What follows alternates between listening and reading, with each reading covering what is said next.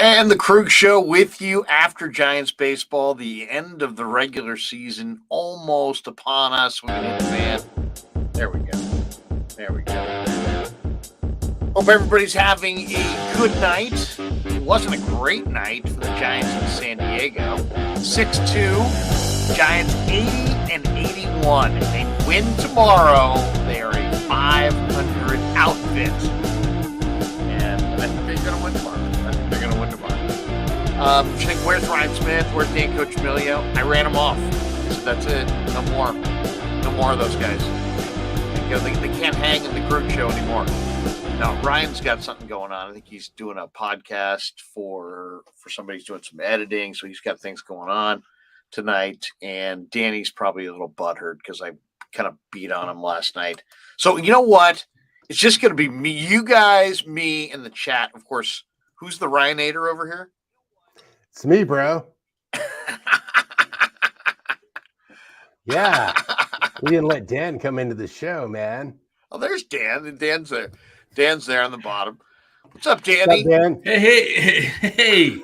What's going on, bro? What is that? Ryan, wild. What happened to you? Now, who's that? I don't know. Clark Kent, maybe? Something. Bring back Kyle Shanahan. Okay, I'll bring him back. So, the Kyle Shanahan one is. So, Larry, going to keep this short like most of my interviews. Go ahead. Fire away. Kyle, really good offensive performance last night. You used the short passing game to get the run game going. Coach, that, it was genius. Great game plan, Coach. Oh, yeah. Had it planned like that the whole time. Gotta go. Gotta do a thing. How it works.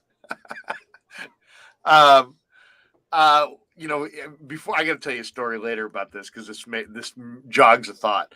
But Coach, now we have you here. What do you think? Carolina coming up. My good buddy Len lives out in the Carolinas. They've had the hurricane and that kind of thing. That's very serious stuff. And now you guys take on the Panthers and Baker Mayfield next week. I mean, how you feeling about the matchup? They're probably worn out from all the hurricane warnings. We expect them to be, a little less 100%, probably coming in at 40% from all the stress and during the potential storms. So I think we're going to come in strong. The Sunshine State, recharge, energize. We can just walk right over them. Now I know you're not Kyle Shanahan. Get the hell out of here. Okay. Oh, my God. Far on there as well. All right, Len, we'll let you go. We'll let you get on with the rest of your night. Danny, Giants baseball. Yeah. Bunch of people in the chat already jumping in. But yeah, I just Giants baseball. I just put a tweet out there that they went 9-28 so far with the Padres and the Dodgers, 9-10 against the D-backs. That's 18 wins in 56 games. Had they won just 7 more of those combined with those 3 teams, they'd be in the playoffs. But the gap's wide, so Farhan needs to go out and set the market right away because the division's getting better next year because the Diamondbacks are improving and the Padres got Tatis coming back. So it's there's a lot of good talent in this division. Diamondbacks beat them up. Padres and Dodgers own them. Look at the difference. Look at the difference today in the lineup the San Diego put out there and the guys they have and what the Giants have. Yeah, it's Profar, unbelievable. Will Myers, Speed. Big-time power hitter. Manny Machado, Josh Bell, Brandon Drury. The kid Kim takes a hellacious swing. Nola takes a big swing. Grisham takes a big swing next year. There's a lot of sticks. They had 14 hits. The Giants had 4 hits. They were all singles. Yeah. I mean, the Giants could have gone to a strip club tonight. All they brought were singles with them. Yeah. I mean, my God, Wade and Yaz and Bryce Johnson and Estrada with 4 singles. I mean, and one of them was an infield hit, I think. 4 singles. I mean, what can you do with that? what can you do with 4 singles? And it's like, was Alex Cobb okay tonight? Yeah, he was all right. 5 innings, only gave up one earned run, didn't walk anybody, struck out 7. So he was all right. Cotton got lit up in the bullpen. Ortiz, who's Ortiz, by the way? I have no idea. This guy, I know he's not related to Russ, so to me, he's just another guy Farhan found somewhere. And, he doesn't have him. I mean, Ortiz does not look like much. Yeah. And then Cole Waits came in. He's throwing hard, but he gave up a run in his inning. I'm convinced that they brought Waits up just to say that Farhan had a guy from the 19 draft that made it, because every team had a guy from the 19 draft make it to the big leagues, and the Giants didn't have anybody above AA, and all of a sudden Waits goes from single A, double A, boom, boom, boom, just right up to the majors. And we got a guy. We got a guy. Farhan going down to the PR department. Make this stat go away now. Yeah, that is so funny. But I mean, look what the Giants are right now. I don't want to get too overly complaining. We've done this all year, but look what they had: Austin Slater, Jason Vosler, Tyro Estrada. I like. Wilmer Flores has had a career year. JD Davis has been, really good as a Giant. So you got 3 guys there that we all like, right? Yeah. VR is okay, as a utility guy. I can't really say anything more, though. I can't really say, he's not like, he's the third baseman of the future, the second baseman of the future. He looks okay. Yeah. Wade, Yaz, no. Wins has been surprising, but only if you don't ask for much. Proctor, no. Bart's the best, only guy really worth coming to watch outside maybe Jock, if Jock hits one out. I like Jock. I like Bart. Bryce Johnson, he's just, no. But I'm just saying, this kind of reminds me of the end of the 96 season when the Giants were at a crossroads. They had a farm system that they liked some guys in their farm system, but they weren't ready. And Sabian and Coletti were looking at trying to compete in 1997. And they didn't look good in September at all. I saw them at Wrigley Field against the Cubs. They had Rick Wilkins and Kim Batiste and, just a parade. Rich Aurelio was there, but there wasn't a lot there.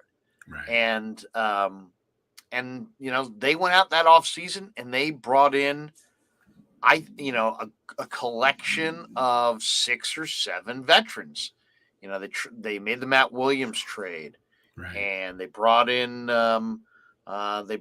Mark Lewis, and they brought in Darrell Hamilton and JT Snow and Jeff Kent, and they kind of put the whole thing together in 1997, and they went to the playoffs, and they got a bunch of guys in their prime in trades, like major league trades, or they added a couple of names, a couple of guys in free agency, but not big stars, just kind of middle of the road guys. Right. That division wasn't nearly as competitive as it is right now. I don't think, as much as I like that approach, and it makes me think, they did it once, they could do it again. I think the Padres and the Dodgers and even the Diamondbacks are too far advanced. They're too talented for the Giants to even do that kind of an offseason and have any prayer of really running with those teams. I mean, it's going to be a while. I'm going to go out Friday to the Arizona Fall League and check out some of the Giants. Today, Luis Matos. Who's in the Fall League for the Giants? Bednar, Matos. Did Matos hit a tank down there? Yeah, he hit a home run today and a single base hit, 2 RBIs for the base hit. So that could jumpstart the organization if he had a huge fall league. Yeah, and so they claim he's got big talent. Yeah, Bednar's down there, and then they got a catcher. They got 2 catchers. I don't know who the second catcher is. Sagustny or whatever? The first guy that's coming up is their number 19 prospect, Sagusty, yeah. But there's another guy behind him that's in the league too. So they've got those guys, and they got about 4 pitchers, I believe. One of them's Wisenhunt, the second-round draft pick Carson this year. Wisenhunt. Who everybody says is if his stuff comes back to what it was the previous year because he was he injured or did he have some kind of did he get suspended for some kind of usage or something? I can't remember what the heck it was, but anyway, they're saying could be a steal of the draft because he could be like a top 15 pick. So Mark Graves says thanks for the recognition on the main page for channel members. There you go. We do have some members here. Channel member Eric Hernandez is a channel member. Romo 2001 is a channel member. Romo says not the last show. They will cover other sports. That's right. We will cover other sports. Anyone glad the Giants season is almost over? This has been a tough year. Yeah. There's no question. This has been a tough year. And I thought, why has this been a tough year? Well, because you lost Posey and you also, had such a high last year. Last year was spectacular. Last year was special. Yeah, last year was I think it's weird. It's almost like last year was so special. If they'd won 90, I think this year would have been different because they won 107. It just felt like they entered a year going, well, it ain't going to be as good as last year. And everybody kind of believed it.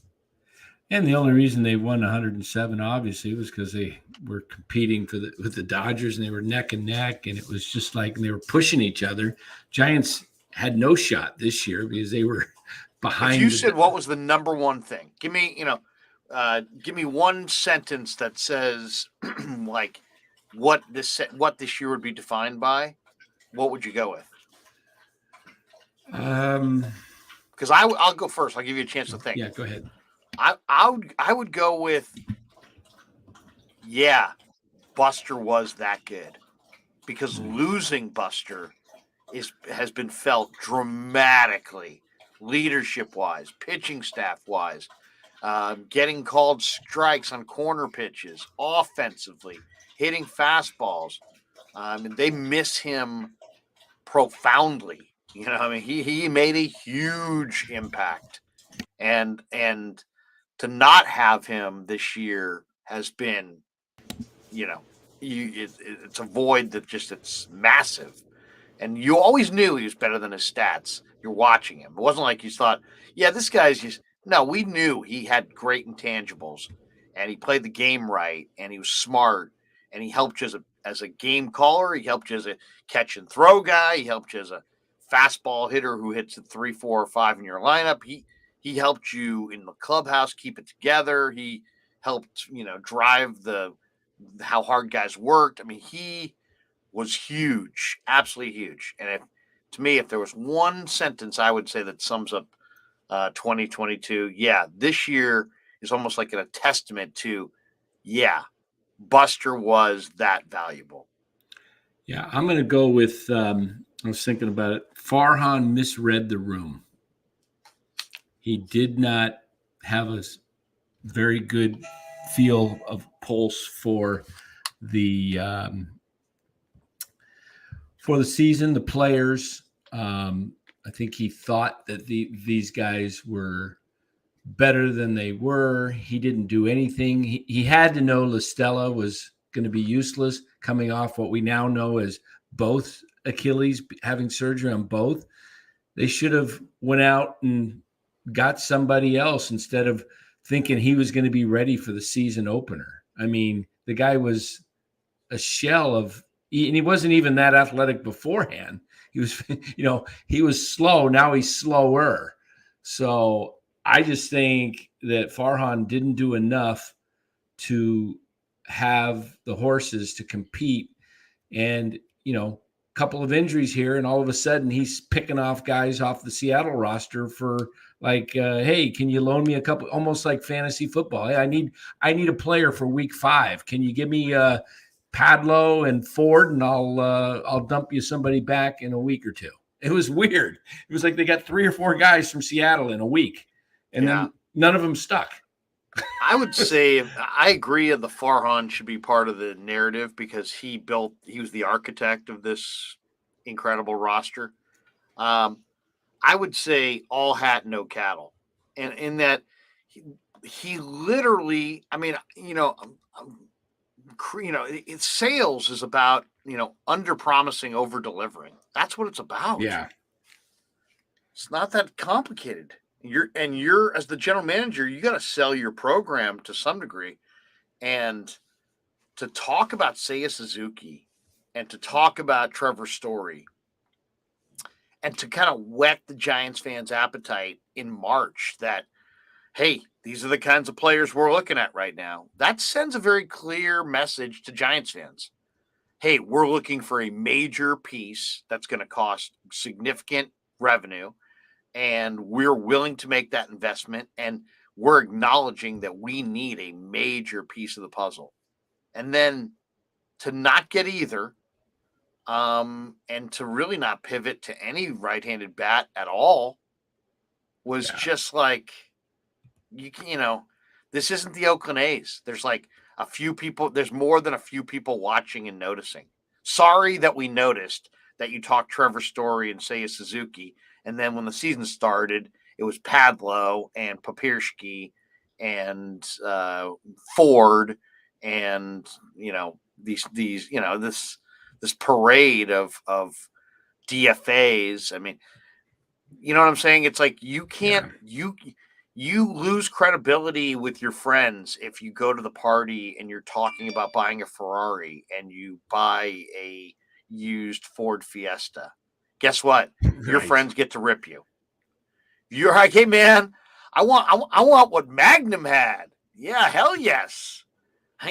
Good enough for Magnum PI. Good enough for me, man. I want the red Ferrari. That's right, with the beige interior, and I want I'm going to get the Lambo, man. Oh, you kidding me? It's going to be tight. Oh, I'm going to be rolling up.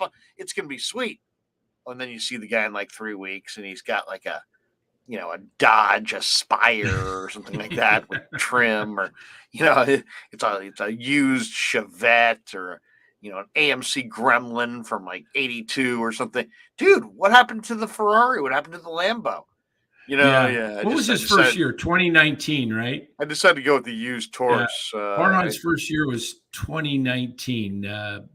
Boch's last year. I think in 2029 they should have like a reunion of all of the Farhan transactions. I bet you it'll fill the stadium.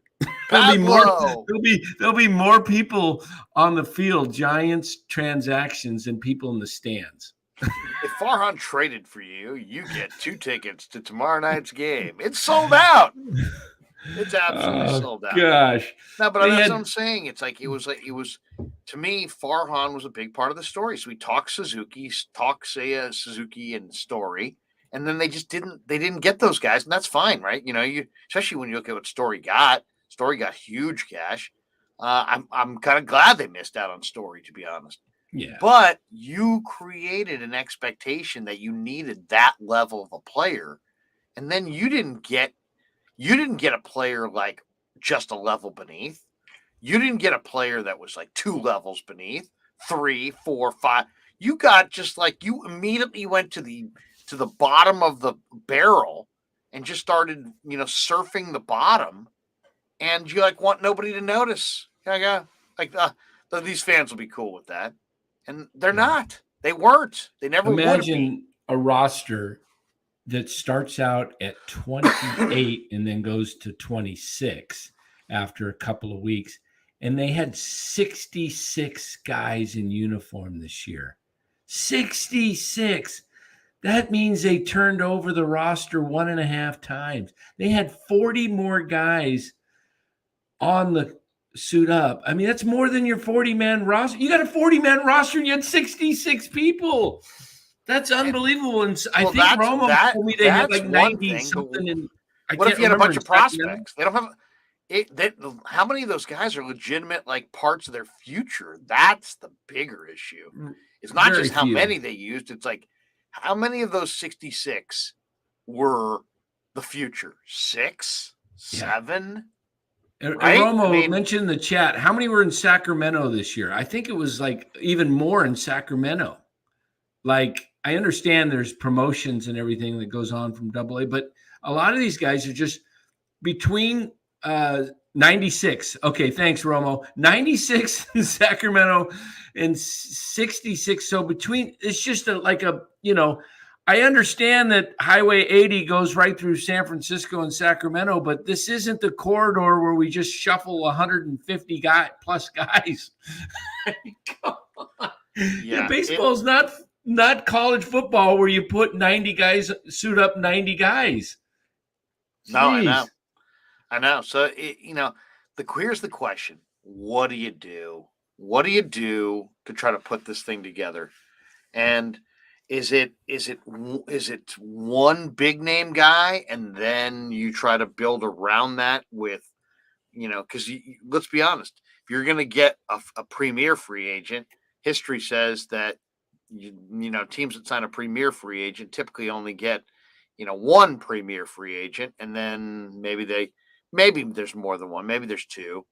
The Giants on paper should have enough money to buy two or three significant free agents. I mean, look at the Dodgers. They have 3 guys that are legitimate MVP contenders: Freeman, Betts, and Trey Turner.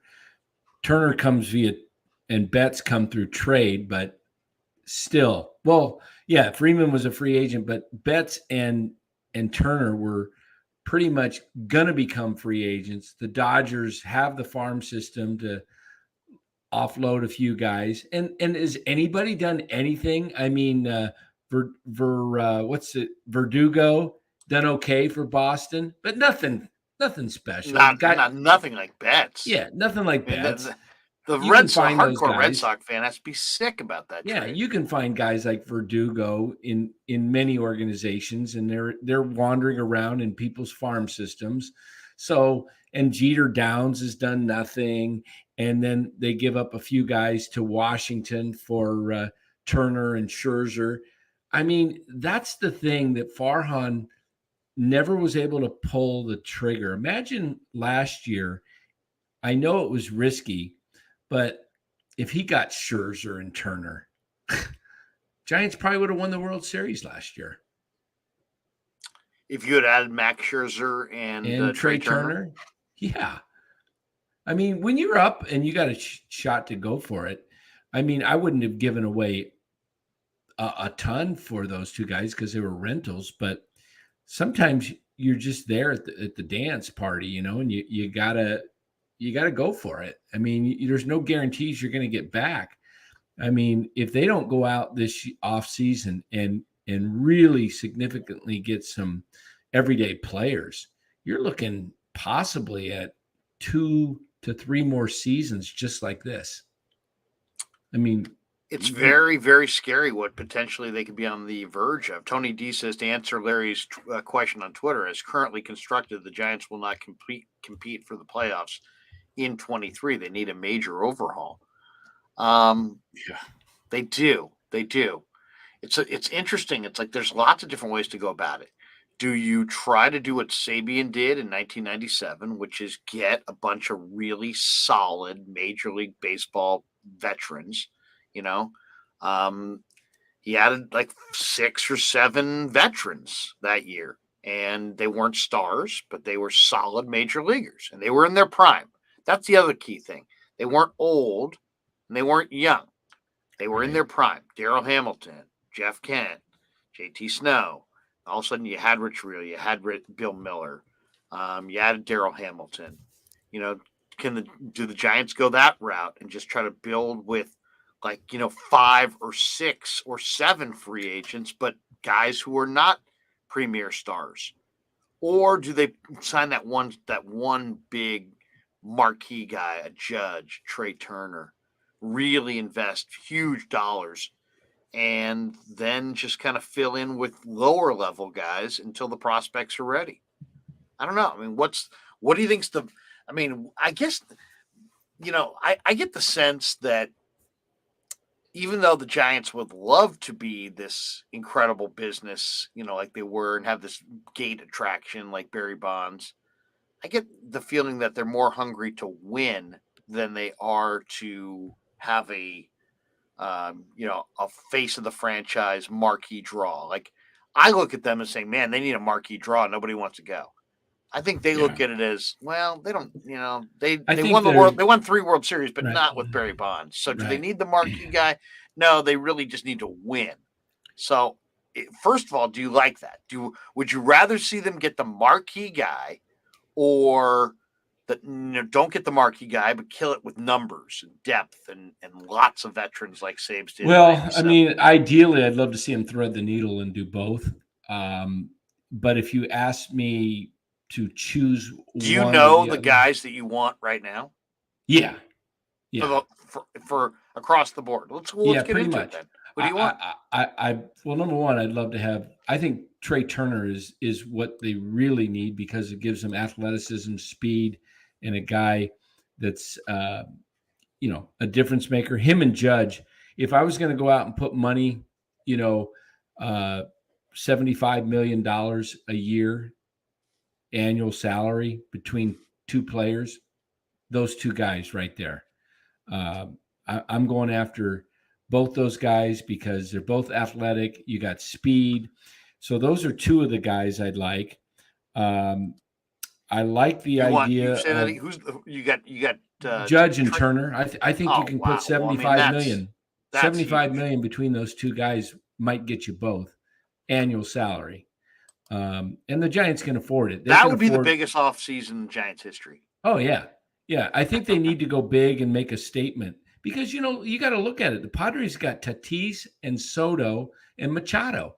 The Dodgers have Freeman and Betts and who else? They'll just, if they end up losing Turner, they'll just find somebody else to replace him, whether it be Correa or Bogarts, or they'll go after somebody big. They're not going to leave a hole there. Dodgers are looking to win 100+ games for the foreseeable future. So, and the Padres are going to be better next year. So you put Tatis in that lineup every day and put him around Soto and Machado. I mean, my goodness, Giants are going to be fighting Arizona for third place. And that's the only chance the Giants have to really get in the playoffs is to go big. And you can't wait on your prospects because your prospects are a couple years away. And they're unknowns at that point too. Yeah. And, they'll be rookies. You can't expect them to come out. You're going to play Trey Turner at second. I would even consider moving Crawford if he's up to it. If Turner, if that's the deal breaker, if Turner says, I don't want to play second, I want to play short, maybe I think Craw has the reflexes to play third. I mean, we see him. I'd like to hold third for Casey Schmidt, to be honest. Yeah, I think he's still mid-season, though. So you maybe can bring him up if he's ready. I'm not bringing back Longoria. I'm not. No, I don't want to bring back Longoria or La Stella or Yaz, but they're talking about bringing all three back. So it doesn't make any sense how they're going to get 4 to 5 everyday players and still bring all these guys back. Because we know J.D. Davis is not an everyday player. We know Yaz and Wade are not everyday players. What do you think J.D. Davis's best position is? He can play first, probably third base, but I'm fine going with J.D. Davis at third until Schmidt's ready. I mean, Davis and VR very much look similar. Vanilla and chocolate kind of flavors. They're both good, but they're not solid vets. They're just not. They're not everyday guys. Really. Yeah. So I, it's just who's going to play first? That's another big question. Who's going to play first base? I saw Belt come out today and says if he doesn't come back, it won't be because of his knee. He's feeling like his knee is going to be good. He's feeling better. You bringing him back for another year? I would on an incentive-based contract. The only other first basemen that are interesting on the free agent market, Rizzo if he opts out. Josh Bell. Yeah. Yuli Gurriel. Who else? Eric Hosmer. He can opt out. Jose Abreu. Yeah. It'll be interesting what they do because they have Gallo play first? I think he could, yeah. I mean, Gallo's he's a big swinger. Strikes out a lot, but a big swinger. Can hit the long ball. You bring back Jock? I would, yeah, because if Jock's willing, but I don't think Jock comes back until he sees – Jock's probably not going to be one of the guys that signs early. My guess is Jock waits it out, sees what's available to him, what the Giants do. Only way Jock signs early, I think, is if the Dodgers or Braves come knocking. They got to redo the outfield.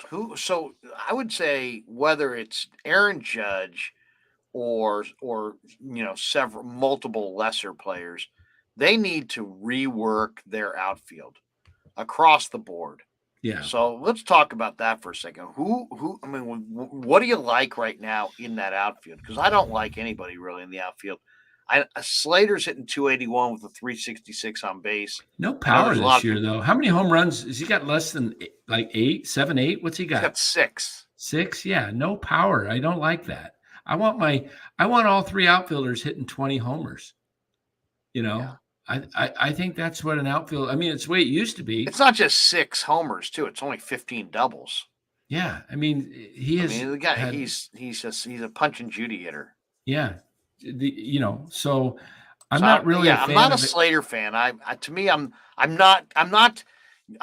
not looking to trade Austin Slater, but I'm not saving a space for him either. Right, exactly. See what comes. Yeah, make these guys earn the spot. Lamont Wade, I'm not seeing it. He's hitting 198. I don't think there's not a lot of there. Larry, that's mostly against right-handers. I mean, the guy's not even facing lefties, and he's got a sub 300 on base percentage. Yeah, I mean, Lamont Wade, to me, great story last year, and it was exciting, and he was late night Lamont.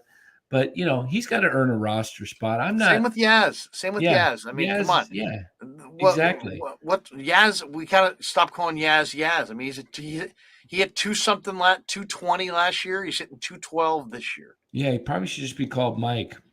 Yeah, because call him in Sacramento is what you should call him, because that's where he should be. And I like Jock. Jock hit 23 homers. I like Jock too, and his averages, 2. Now there's some stats. He's got power. He hit 274. He's got a 353 on base. That's a season. And he almost hit one out tonight, right to the wall. And so what do you got? You got, to me, in my mind, based on what they got coming back, you got Jock, you got Bart. Heck, if you want to go with Wins as your backup catcher because you like him, fine. You got Estrada. You got Villar, J.D. Davis, Flores, and Estrada, and maybe Slater. From your lineup, and then you got some pitchers, but your bullpen is probably going to they'll bring back Rogers. He had a pretty decent September. They're probably not going to go for too many established starters, right? Because they got 4 starters under contract. But they probably will go after a number of starters like on the perimeter, guys who are, just depth pieces that they have options with, and they can move them up and down. Yeah, they need more starting rotation depth for sure. Yeah, they definitely need, and it looks like I'm sure Jelly will be a candidate in the spring, and then maybe this Shelby Miller makes a shot at it. That's a bullpen guy. Yeah. So it'll be interesting. I mean, coming back, you've got DeSclafani, and you got Wood, and you've got Webb, and you've got who's the other starter that's guaranteed money? They got Cobb. Yeah, Cobb and Wood. Yeah, so they've got several rotation spots kind of filled, but they need some pitching depth.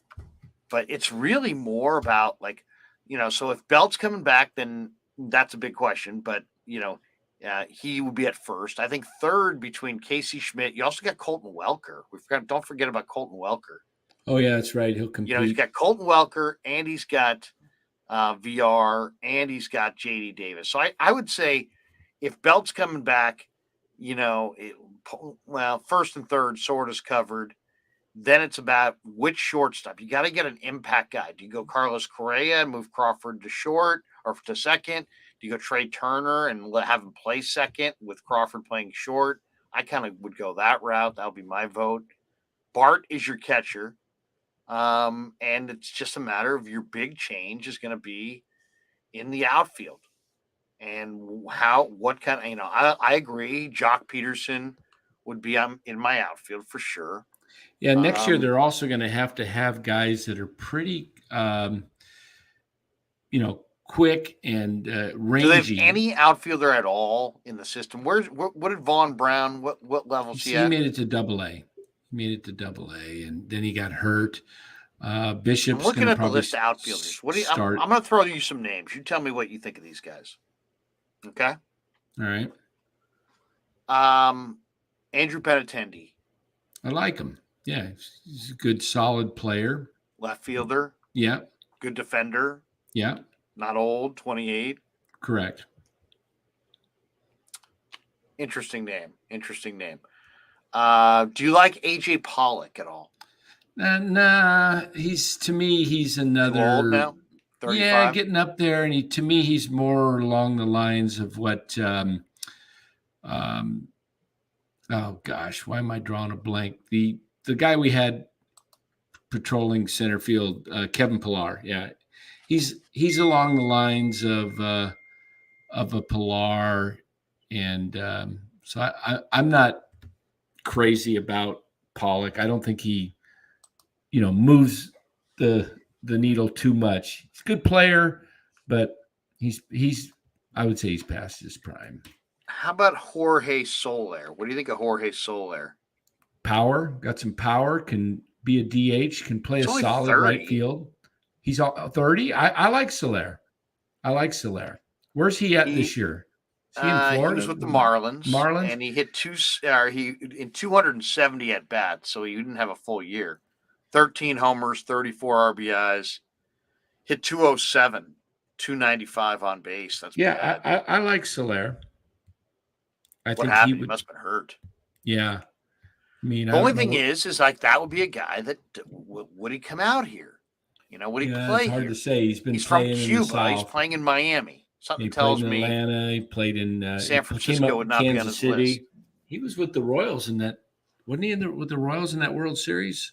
But I mean, to me, if you're looking to like, hey, we've got great coaches, we've got 5 hitting coaches, and we can help people maximize their ability. Great. Go get guys with some big time ability and help those guys maximize it. If you can get the most out of Jorge Soler, he may win the National League MVP. I mean, he's got that kind of talent. He's so talented. To me, I'd like to see that. I mean, Benintendi, I like. He's 28. Peterson, I like. He's only 30. And Soler, I like a lot. Here's a guy. If you had like those 3 guys, and those are now that's a starting point. What do you think of? Here's a name. If you had to like predict, like the Giants, like who are they actually going to get? Here's a guy that I just so picture wearing the Giants uniform next year. Chad Pinder. Oh, isn't that so Giants though? That's yeah. I mean, Chad Pinder. He would have been good a year or 2 ago for him. But, right. 30. Now he's 31. And Chad Pinder. I mean, gosh. Yeah, or a Stephen Piscotty. They could go with a Stephen Piscotty, someone like that. What's happened to Piscotty, by the way? Do you have any thoughts on that? I don't know. He's I don't know where he was at, but I think he had a down year if he was what I last saw. But I'm not sure. I can't remember where he's at. Someone in the chat will know. He was with the A's. I like Nemo with the Mets. Fast, kind of a leadoff hitter type guy. Can move around center field. Yeah, I say Brandon Nemo. He's 30. Yeah, guys. I think he might become available, and because I'm not sure if the Dodgers are going to sign Bellinger to 16+ million because that's what he got this year in arbitration, and he's eligible for arbitration. Do you think they would trade him, Dan? I think they would try to trade him, but if they can't trade him, I don't know if they'll actually sign him. It'll be interesting to see, but I would try and take a flyer on him just because of his. Oh, I would too. I think that's age, a great call. his power. He just needs to refine that swing, make adjustments. But my goodness, he's one of the better center fielders in baseball. Yeah, and this and he's not old; he's young. Right, and so,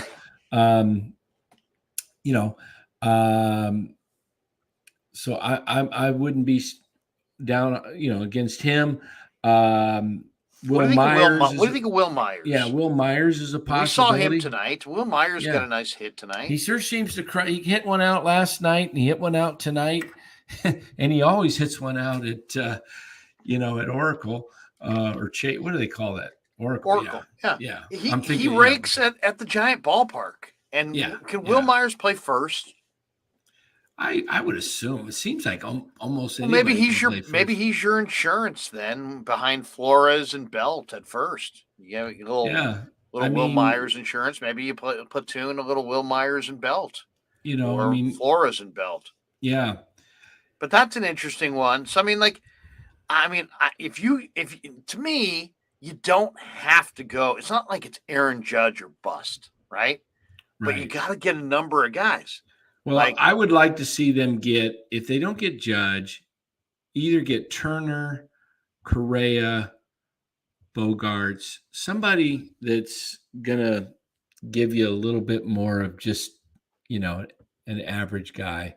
I mean, you can obviously get Bogarts probably for the least amount over all those other guys, even though he's Correa is the guy that's interesting to me because he's still like 27, I think. And there's a guy with some pop, and he's had some back issues. He's a great player. But he's a great player. And saw him the other day say something to, they were asking him about the Twins, and he basically said something to the effect, I can't even remember what it was, but it was like, you want a cheap car, or you want a Ferrari. I'm a Ferrari or something like that. I can't remember the exact quote it was, but he called himself a Ferrari. I don't know if it was a Ferrari or some kind of. Give me Trey Turner. Yeah, he's saying you're going to have to pay me if you want me. Come. That's true. That's true. Yeah. But if you told me, okay, they're not going to get Judge, but they got Andrew Benintendi. They brought back Jock Peterson, and they got Will Myers. It's not Aaron Judge, but if you then, if you also had Trey Turner, or if you had big, another, and maybe in that scenario you brought back Rodon because you had more money to spend. That's interesting. Rodon, without a doubt, is the number one pitcher on the market. Oh, he's 30 years old. He's coming off a 10.3 WAR. If he goes, he said something about the Cubs. He likes Chicago. Wouldn't surprise me to see the Dodgers set the market and just kind of, slap around the Giants, drive up the price. If they're what do you think about saying, bye-bye Rodon and go with Sean Manaea? I thought Manaea looked great tonight. Now, granted, it's the Giants. He hasn't pitched well this year, but tonight he did. He's playing the Giants, so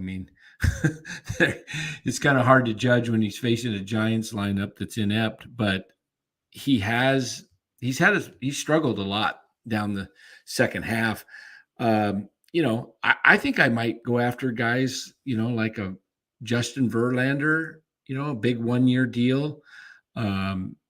He's threw 5 innings tonight, no hit ball. There's a couple of even DeGrom, I don't see him leaving the Mets, but he's available, I believe. So guys like that on short-term, high annual salary, I'm okay, 1 to 2 years with guys like that. But Farhan tried to build this staff around, Webb, DeSclafani, and Cobb, all around that 10 to 12 million a year. He's got Webb for a lot less than that, and then he gave Rodon the 22.5 million. So, they need probably 7 starters that just to be able to man the whole season with injuries and everything. And I think, you try and get by with that. Hopefully they can have 2 guys at the top of the rotation. Right now they do. I like having 1-2 because if you do get in the playoffs, you got a chance. You have no chance if you only have 1 pitcher going into the playoffs. If you only have really 1 ace, you need a 1 and a 1A, or a solid 1 and a really, really solid 2, whatever you want to call it. But you need 2 guys. That's why if the Giants did make the playoffs right now, let's say they were in playoff position and they were going to be the 7th wild card, seventh team or sixth or whatever, how many make it, and they're playing, St. Louis, they would have a shot just because of Rodon and Webb. So that's why Giants won 3 world championships because they had good defense and they had Mad Bum, Lincecum, Kane, and Vogelsong and PV and guys that just were out there that were gamers. That's how you win. That's how they won, and that's what it's going to take a really interesting tap dance to make this happen in the free agent market, because you have to bring guys from other markets and other situations in. It's all going to have to gel, and Kapler's going to have to make it work if he's the manager. And it's just like, wow, I don't know. I don't know if it's possible. It's like kind of a high wire act to think that the Giants could go from, 500 basically to competing with the Dodgers, the Padres. But, who knows? Who knows? It's going to take a significant investment of cash, but it won't necessarily take Aaron Judge. Oh, look who's in the green room right now.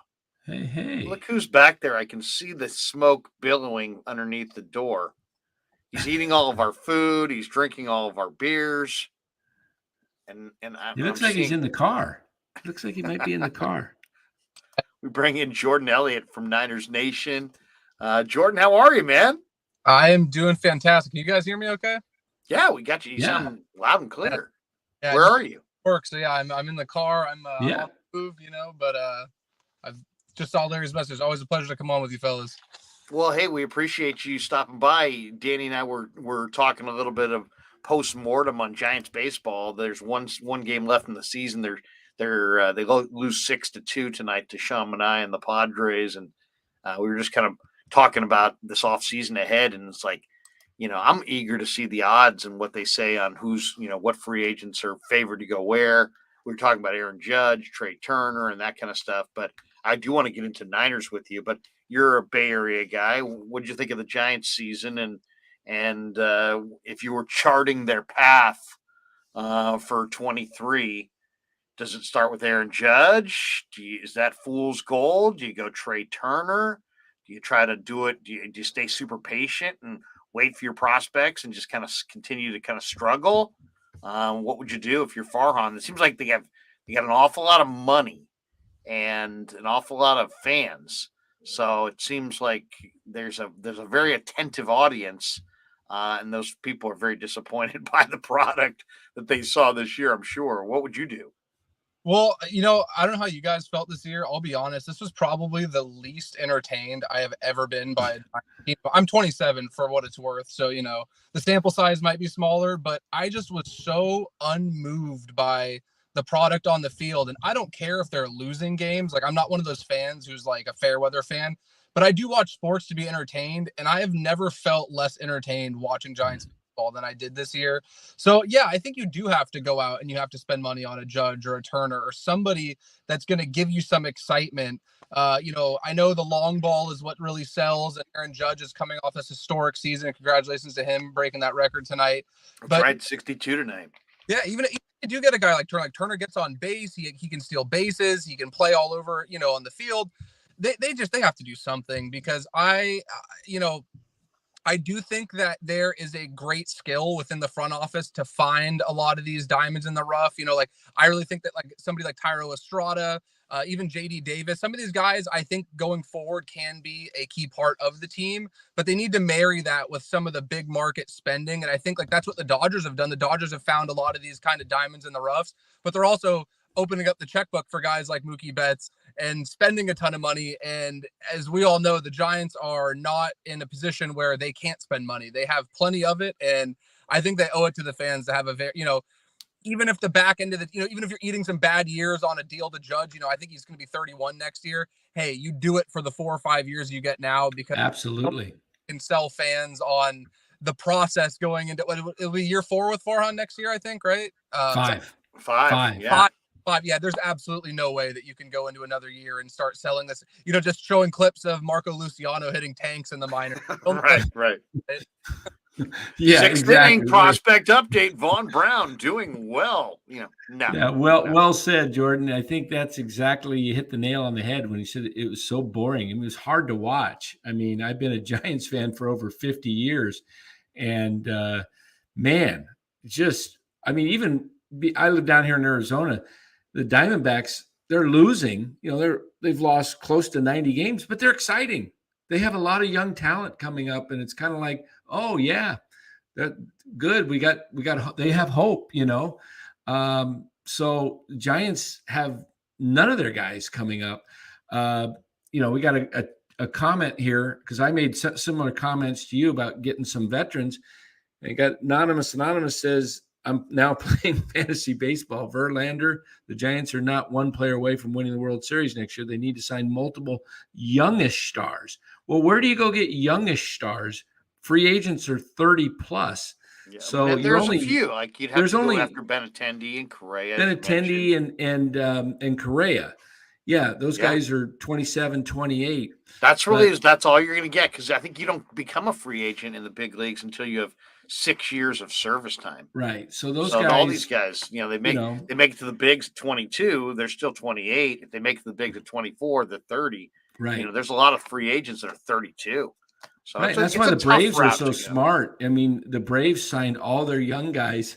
They're signed through 30, 31 or something. They got Albie signed. They got Acuna signed. They got Riley signed. Yeah. And they'll probably re-sign Swanson. Let's do this. Since we have Jordan here, let's switch gears and talk a little Niners. Jordan, give us your thoughts. I mean, 49ers got a nice win yesterday. There's always, criticism. There's always critique. There's always takeaways. There's always injuries, seemingly, with the 49ers. But give me your takeaway. What really stood out to you? I just think that that's the kind of game that the 49ers are not only going to need to play, but are capable of playing to go on a deep run this year and give fans hope beyond just, oh, this team's good, but they're not good enough. Like, I think that last night was the kind of game that they can play against other contenders within the NFC, and the kind of game that travels on the road where you're able to get after the other team's quarterback. You're able to run the ball effectively. I thought some of those runs there, especially the last three towards the end when they were burning clock, kind of skewed the averages, but they were having success running the ball against the Rams, which is something that they kind of struggled with the last couple of years with, Brandon Staley and Raheem Morris using those 5-1 fronts. So they found a way to get some stuff going on the ground. I thought that while Jimmy Garoppolo wasn't spectacular, he did more than enough of what they needed, and especially when you compare it to how bad he was in Denver. If they can get that level of Jimmy Garoppolo and you marry it with that defense, which to me, I don't know if you saw it at all. I've been trying to be pretty vocal about it on Twitter so that if it does come to fruition, I have receipts to pull. I think that this Niners defense is as good as any defense in the last 25 years when you're talking about talent on paper and the ability to affect the outcome of a game week to week.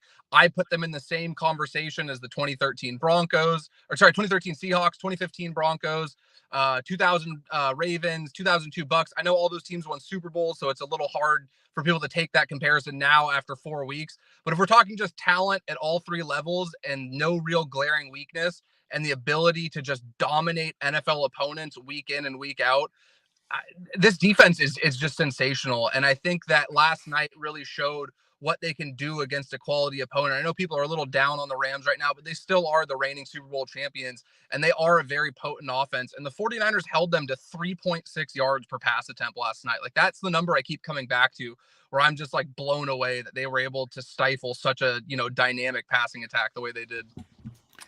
Great points, Jordan. And they did that without Armstead for the most part and Jimmy Ward. So wait till those guys or Kinlaw or Elijah Mitchell.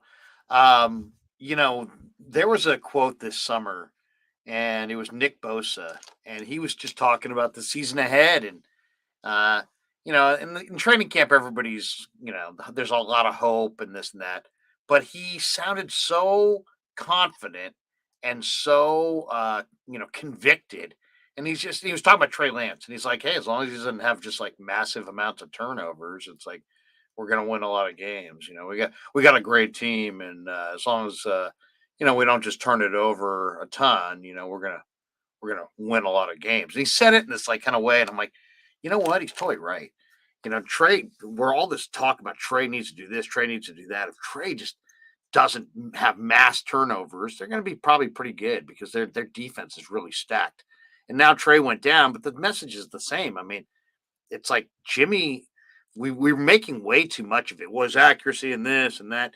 Okay, yeah, is he going to be accurate? No. I mean, is he going to be consistent? No. I mean, that's his calling card as a quarterback is that he's like consistently not consistent, right? He's not a consistent guy. But to me, it's really Bosa's point still is the salient point, which is just like they got a really stacked defense. And if they just don't turn it over, in this game they were +2. If they're plus in any game, they're going to win. And if they're +2, they're really going to win. And to lose, they're going to have to be like -2 or -3. But we've seen them do -2. We saw them do -3 in Denver last week. So to me, it's just like if I was Shanahan, I'd be like, guys, let's have a little fun. Let's relax a little bit. And let's just take care of the football. All right. Take care of the football. 2 hands on the football. Jimmy, throw it away. Throw it away. Don't take chances. We got a great defense. We got a great defense. We got improved special teams. We got a bunch of runners we like. We got a bunch of guys. Just no mass turnovers, and we'll be in the playoff picture. And once we're there, we can work on refining our game. I know there's a lot to analyze, but to me, I try to keep it simple and just be like, guys, take care of the ball with the D we got. If I'm Shanahan, that's the message I'm preaching. What do you think? Yeah, and I think that's one thing too. Where it's like I know last night I saw on Twitter people were outraged when he opted to kick the field goal. I think it was like 4. I was. I didn't like that at all. And I can understand that, but I think the reasoning is it ties into everything you just said, Larry. And it's hard to somebody for thinking that way when I know people have the bad taste in their mouth from the Super Bowl a couple years ago or from the NFC Championship game. We're like, okay, this defense is really good, but expecting them to hold for 4 quarters isn't fair to them. But I also can understand Kyle's point of view where it's like this team's gotten in the red zone 3 times tonight and hasn't been able to come away with a touchdown. They're having a hard time moving the ball against us. If we push this lead to 8, at the very least, if we break down and they marched it down the field, score, get the 2-point conversion, it's still a tie game. So while I am, almost always of the, mindset that it's good to be aggressive and that there are some 4th down decisions you should be a little bit more aggressive on, it's really hard to fault the process when they've constructed the defense the way that they have. Because I completely agree with you.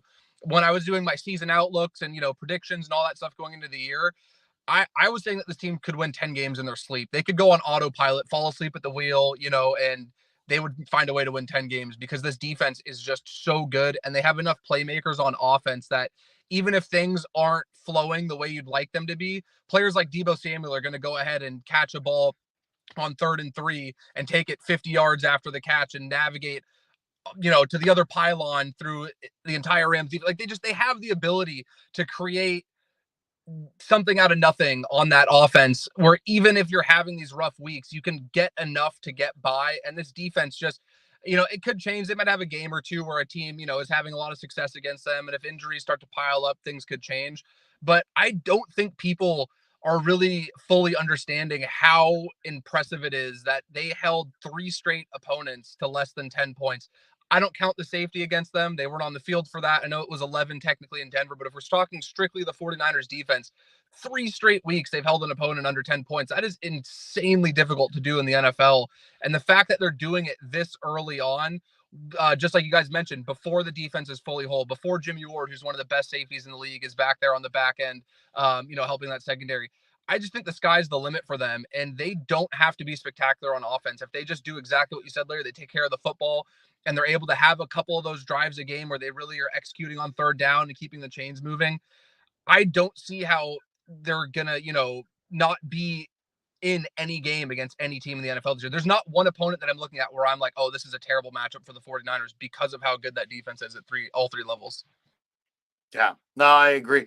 Danny and I battled last night on this one. Danny said he agreed with Shanahan. I said I wanted to see him be aggressive. But you're right. Going for the field goal plays into we got a dominant defense, be conservative.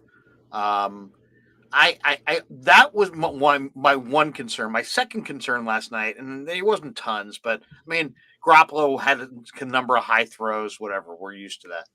But I wasn't really sure about the running back usage. It's like it seems like Jeff Wilson Jr. is like going to be a key guy for them for the next month, right? Until Mitchell's back, and it just seemed weird that when they had the big lead late, and you got Juszczyk, and you got those runs where everybody in the stadium knows it's going to the running back, and it's late in the game. You're trying to put you got one back in the backfield, and you're in an obvious run formation, and you hand it to him, and he gets clubbed, and nobody really cares on the Niners sideline for the most part because all those seconds tick off the clock, and you're closer to victory. But why subject Jeff to those hits when you're going to need him? To me, I was hoping that they would have deferred some of those hits away from Jeff's body into Juszczyk or Mason or the veteran they just picked up, Marlon Mack, Tevin Coleman, just anybody that wasn't Jeff Wilson. I was a little surprised that Jeff Wilson, the percentage of the carries that he got, even with the lead. I think that just ties directly into Shanahan. I think trusts Jeff Wilson at a level that is just, it's the reason why he's getting the bulk of the work now. It's the reason why he was the third down back to start the year.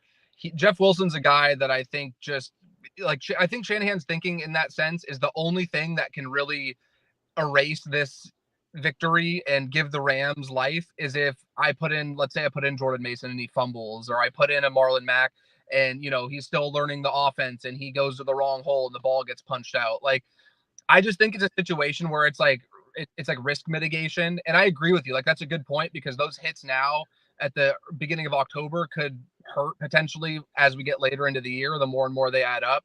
But Shanahan, to me, has always been a guy where he makes it very clear who he trusts and who he doesn't trust with his actions. And I've felt for a while that he's trusted Jeff Wilson. That's why I projected him to be the third down back of the year. And I think the way it's been reflected, like that, just comes back to Shanahan's like, I know this guy isn't going to cough up the ball, so that means handing him the football 35 times in a game if that's what it takes to win. I think he just kind of lives in the moment, and he doesn't have that long-term outlook that he may be having, which I think is very important because, again, an NFL season is a marathon. I just don't think that lines up with how Shanahan thinks, for better or worse.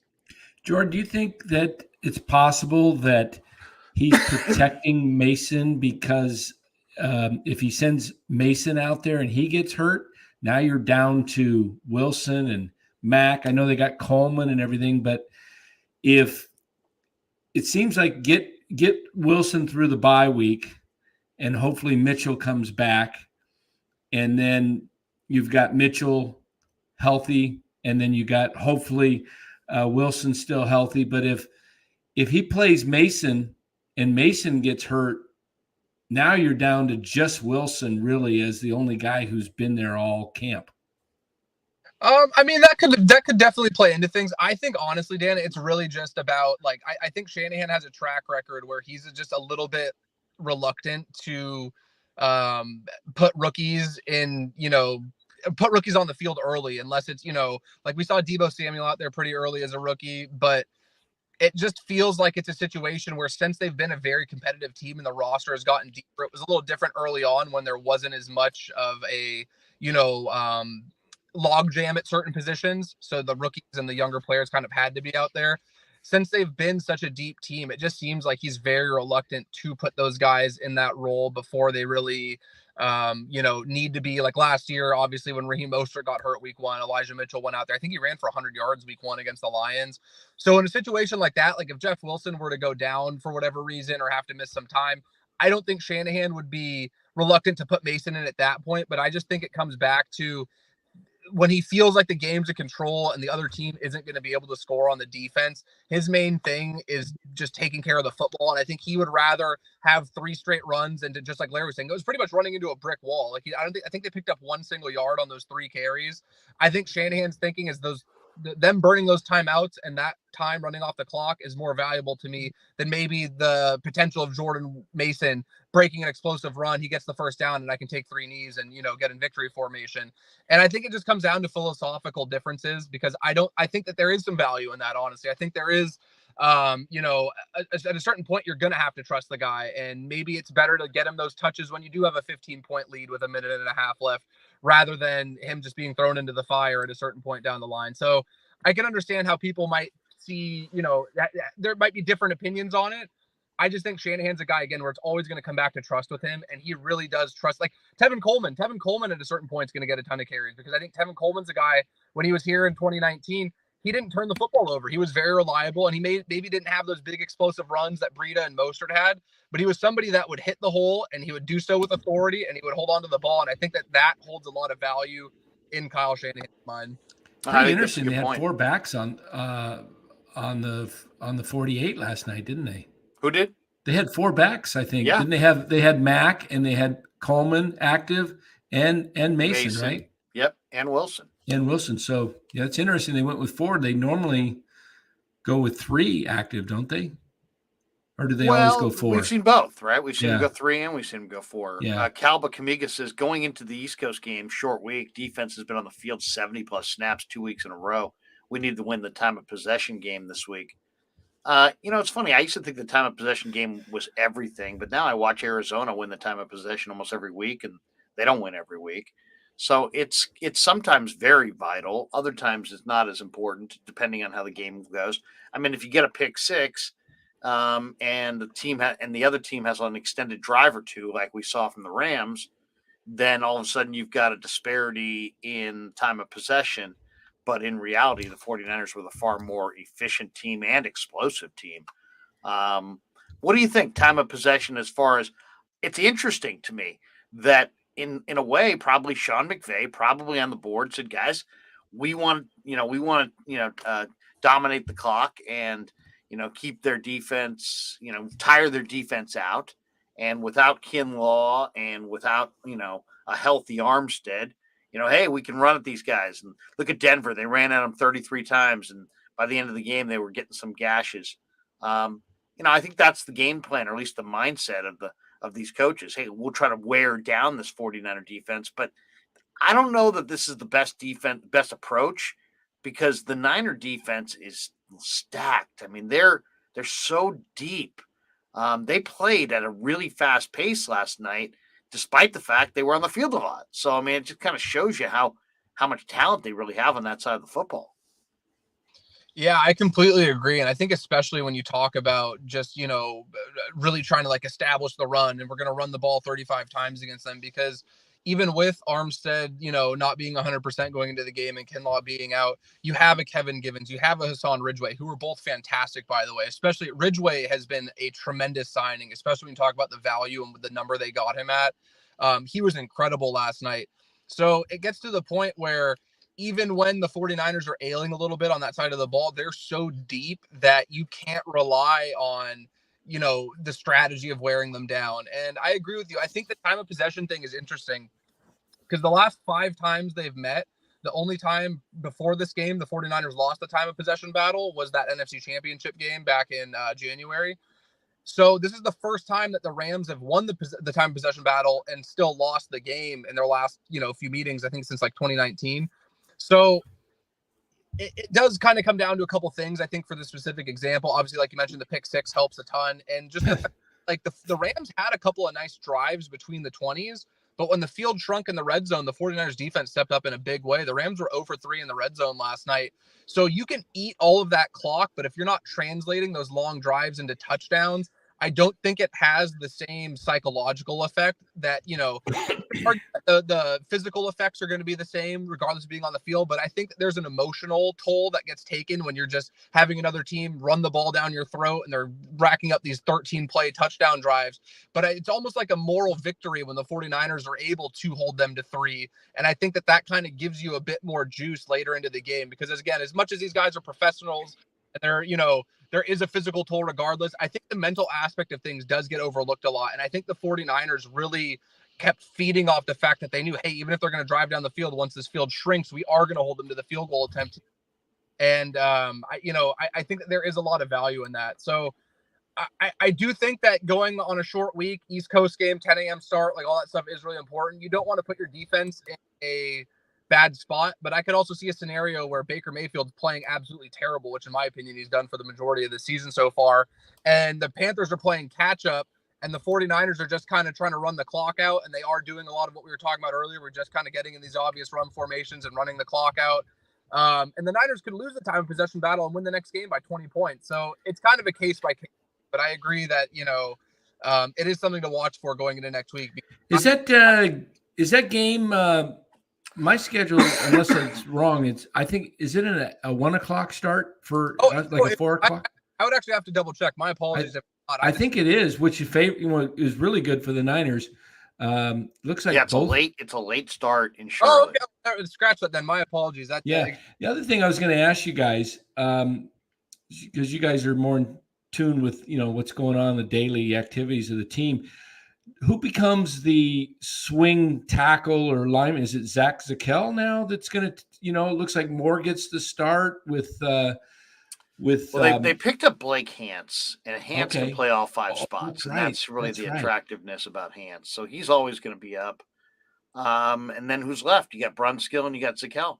So do you think they bring up another guy? Do you think they bring up Gutierrez from the practice squad No. No, I would say no. I mean, they may add another body for the week of practice. I mean, I don't see him activating him. No, I think Gutierrez is more of a project. Okay. What do you think, Jordan? I mean, I think Jalen Moore's an interesting guy to watch here because, in a weird way, and I was talking about this earlier today, I just kind of feel like this might be a break. Why? Because this guy needs to play. This is a young player who looked good in the preseason and then has sat around the last couple of years. And this last time when he played, I mean, he had one play where his feet just got stuck in like in cement, and guys are running by him, and you're like, what is this guy even at the right level? But he'll make the he'll adapt, he'll make the adjustment, he'll work on it in practice. I think they got to give Jalen Moore a legit run, and if he struggles, pump him up with maybe chip and pump him up with some confidence and hope he bounces back. Because to me, I think he's in a crucial part in his career. He's flashed, he's failed, and now it's time for him to kind of reestablish. Yeah, I agree. And I thought that, it was a limited sample size. It was 7 pass blocking snaps, and it was some, obvious running stuff towards the end of the game. So it's a little different. But I thought he did as much as he could have in the reps he got against the Rams to make up for maybe some of the shortcomings in that game the week prior in Denver when he had to come in. I'm trying to think, maybe it's school, maybe it's Brunskill. Brunskill did do some spot starting duty at right tackle a couple years back when they needed it, when McGlinchey was out and Joe Staley, if you guys remember, they didn't have their starting tackles for a few weeks. I think Brunskill, like Hance, is capable of playing all 5 positions, and he's another guy who I think Shanahan really likes and trusts to be in the right spot. So it wouldn't surprise me to see him. But I would assume if he's healthy, it probably will be School, just based on the fact that he's gotten more work in the system at tackle the last couple of years. But yeah, I'm with you. I think Jalen Moore is a guy. He's a great athlete. Like, I remember watching his tape. I think he came out of Western Michigan, watching his tape coming out. He looked like a guy who had that, that athletic potential and those traits where even if he wasn't going to be somebody that could contribute right away, you get kind of enamored with those physical gifts and, think about how you could develop him in the long term. Even if he does just end up being a swing tackle going forward, that's still a very valuable piece on a football team, given the injuries that happen on an offensive line year after year. So I'm with you there. Yeah, at a certain point, like, he's going to have to get thrown out there. And I do think a lot of the way that this, zone blocking and a lot of the stuff they do, where there's a lot of stuff where you're comboing with the guard and, you're comboing with a Warner or a Kittle. If they can kind of get him eased into things and get him, we always talk about like easing quarterbacks in. When you bring in the backup quarterback, you set them up with some easy throws. I think they need to kind of do the same thing running at Jalen Moore's side and kind of get him in a rhythm early, get him feeling good. And I think he's more than capable, especially over the next couple of weeks, of being a guy they can count on. No disrespect, to the Panthers or the Falcons, but I do think that as good as I think, Brian Burns is, and as good as I think that Derek Brown is and some of these guys on that Panthers defense, I think the scheme can overcome the, absence of a guy like Trent Williams. And I think Jalen Moore is more than capable of stepping up in the interim and being that guy that they can count on. It's funny when you talk about football teams, there's always going to be things that, no matter what your plan is, they're not going to go according to plan. and you're gonna have pleasant surprises, and you're gonna have guys that you're leaning on that disappoint you. One spot where it was a major question coming into this year is D Ford, and what would he do? What would the spot opposite Bosa be able to produce? And to me, if there is one kind of beneath the radar, overwhelming positive to the first month of the Niners season, it is the play of the defensive ends outside of Bosa. Now, we knew Bosa was going to be, defensive player of the year candidate, and he's not disappointing at all. But we didn't know about Ebukam, and Ebukam looks awesome. And we weren't sure about Drake Jackson. Drake Jackson looks tremendous. Charles Omenihu has dropped about 5 to 7 pounds. I've never seen him this explosive. The motor revs high, and he's got great gifts for the game. And then you got Kerry Hyder, who plays like it's the biggest game of his life, and he's headed to the guillotine if they lose. I mean, yeah, that guy. I don't know that I've seen anybody in the NFL consistently play as hard as Kerry Hyder does when he gets in there. So I mean, and then Teray is a decent talent as well. I mean, they're so stacked with guys on the opposite Bosa off the edges, and it's just, to me, watching Ebukam and Drake Jackson, go out a couple snaps together, and I'm like, wow, this team, if this team and this defense is ever given any kind of significant lead, they can get any separation from their opponents on the scoreboard. It is going to be jailbreak. They're going to pile up sacks.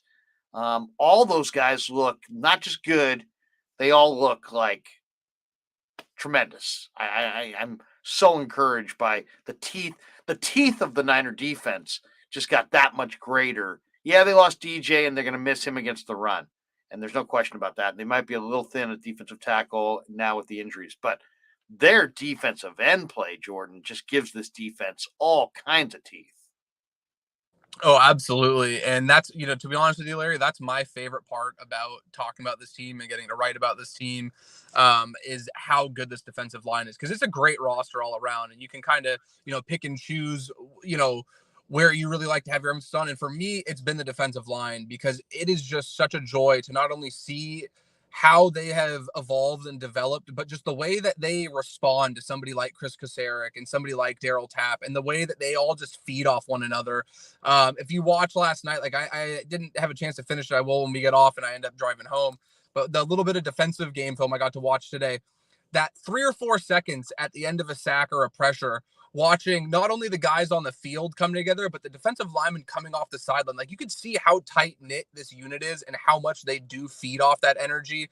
And I know you've been there for the practices, so you've heard it. I don't know, for those of you who haven't heard Chris Kosaric, I have never seen somebody get me more inspired to do anything. I don't know the guy, and I would run through a wall for him. I can imagine what it's like for these guys who are in the meeting rooms with him day after day, who are hitting the sled with him day after day. This is a number that fascinated me. I think I wrote about it in my piece for Nerdization today. So the 49ers are at a 46% pressure rate for the season, which is just insane on its own. But what makes it even just more breathtaking to me is the fact that they've been over 40% in each of their games. I believe the league average for pressure right now is around 31%. So the 49ers are at 46% for the year, and they've been over 40 in each of the 4 games. And I don't even think we've seen them hit their ceiling yet or come close to it. And that's what's really, encouraging to me, is that, just like you said, Larry, this defensive line is really what propelled that run late in the season last year. I know a lot of people tie it back to Deebo Samuel getting the, usage in the backfield, and that played a significant role. But to me, what really unlocked that run towards the backstretch, I think they went 7-2 to close out the year, was you started having a guy like Arden Key that they kicked inside that started really cranking up. Samson Ebukam started to find his groove, and a lot of the pressure was taken off of Nick Bosa. Eric Armstead had a couple games in the playoffs that were just insanely impressive. So I'm with you. I think that this team is a contender with anybody in the NFC. It gets a little bit murkier when you start throwing in the Kansas Cities and the Buffaloes and the Baltimore, those teams. It's a little bit different. But if we're talking strictly getting through the NFC playoffs, I don't think there is any team that confidently matches up with the 49ers where they feel good about their chances to put points on the board consistently. And when you're able to scheme up the run game the way they are, when you marry that running game on offense with the way they can get after the passer, that's a recipe for success that's as old as time in the NFL. And I think that the 49ers are a team that are going to put fear into opposing quarterbacks week after week. And that in itself can make you a championship contender. As much as people nowadays only want to talk about quarterbacks and you have to have this elite quarterback, I still don't think you do. If you have a defensive line this good, I think the 49ers could win a Super Bowl this year if they keep playing the way that they're playing right now.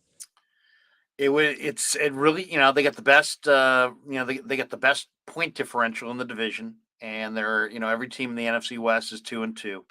My buddy Jimmy Mole says, here's $20. D'Amico Ryans can get us to the Super Bowl. Can Kyle Shanahan win it? What do you think?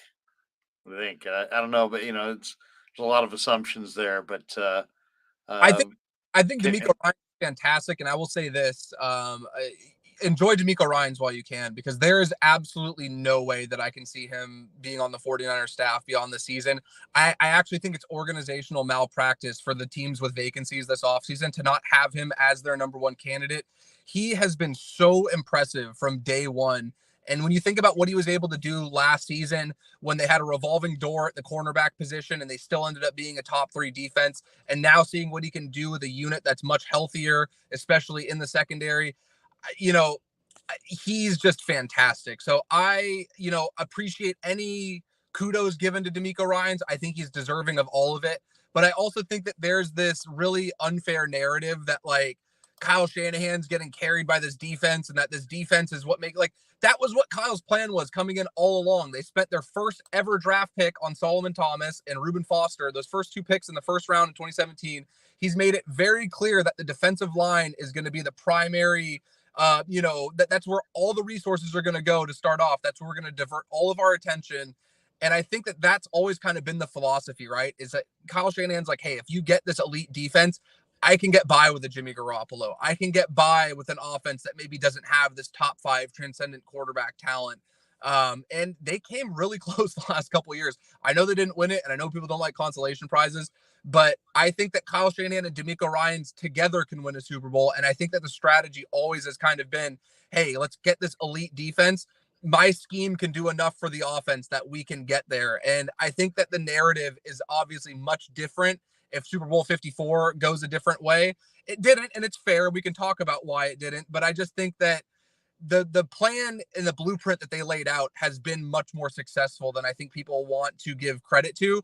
And I think that people really downplay Kyle Shanahan's voice in all of this, because as you guys know, nothing's happening in Santa Clara without Kyle Shanahan's, go ahead. And I think that he was a very prominent figure in them really prioritizing the defense the way they did. So while D'Amico Ryans deserves the credit for the way he's deploying them and scheming them up, I do think Kyle Shanahan deserves a little bit of credit too for the willingness to build the team up from the defensive side of the ball, being the offensive minded coach that he is. Yeah, I mean, he was real. He said, you know what? I need athletes on defense. I'll make it work offensively. And he has. And he's found some guys.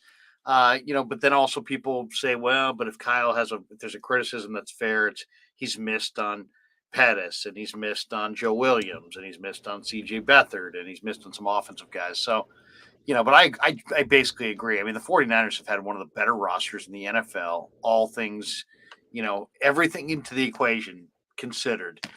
They've had one of the best rosters in the NFL pretty consistently under this regime.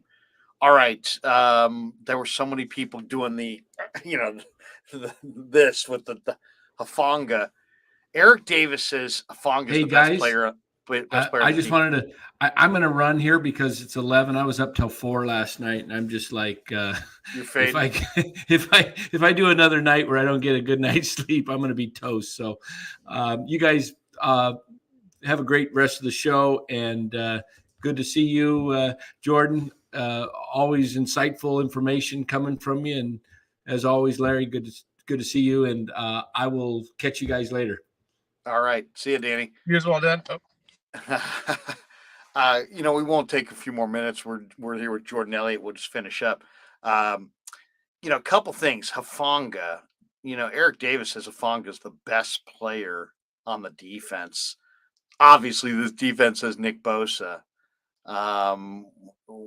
Give me your thoughts on Hufanga. Give me your thoughts on do you think there's an adjustment that teams will make to make him play more away from the line of scrimmage and try to get him isolated in pass coverage and exploit, in theory, what is his second best trait? How do you see his ascension? He's just been absolutely spectacular. It's been incredible to watch, Larry. I wrote something about Hufanga last week because it got to the point where I've been so blown away with how big of a leap he's taken in that stretch towards the end of last season when he was getting a lot more run to where he is now. One thing that stood out right away watching him in the preseason during his rookie year was I thought that his instincts were off the charts. He was somebody that during the middle of a play had a great ability to read and react on the fly.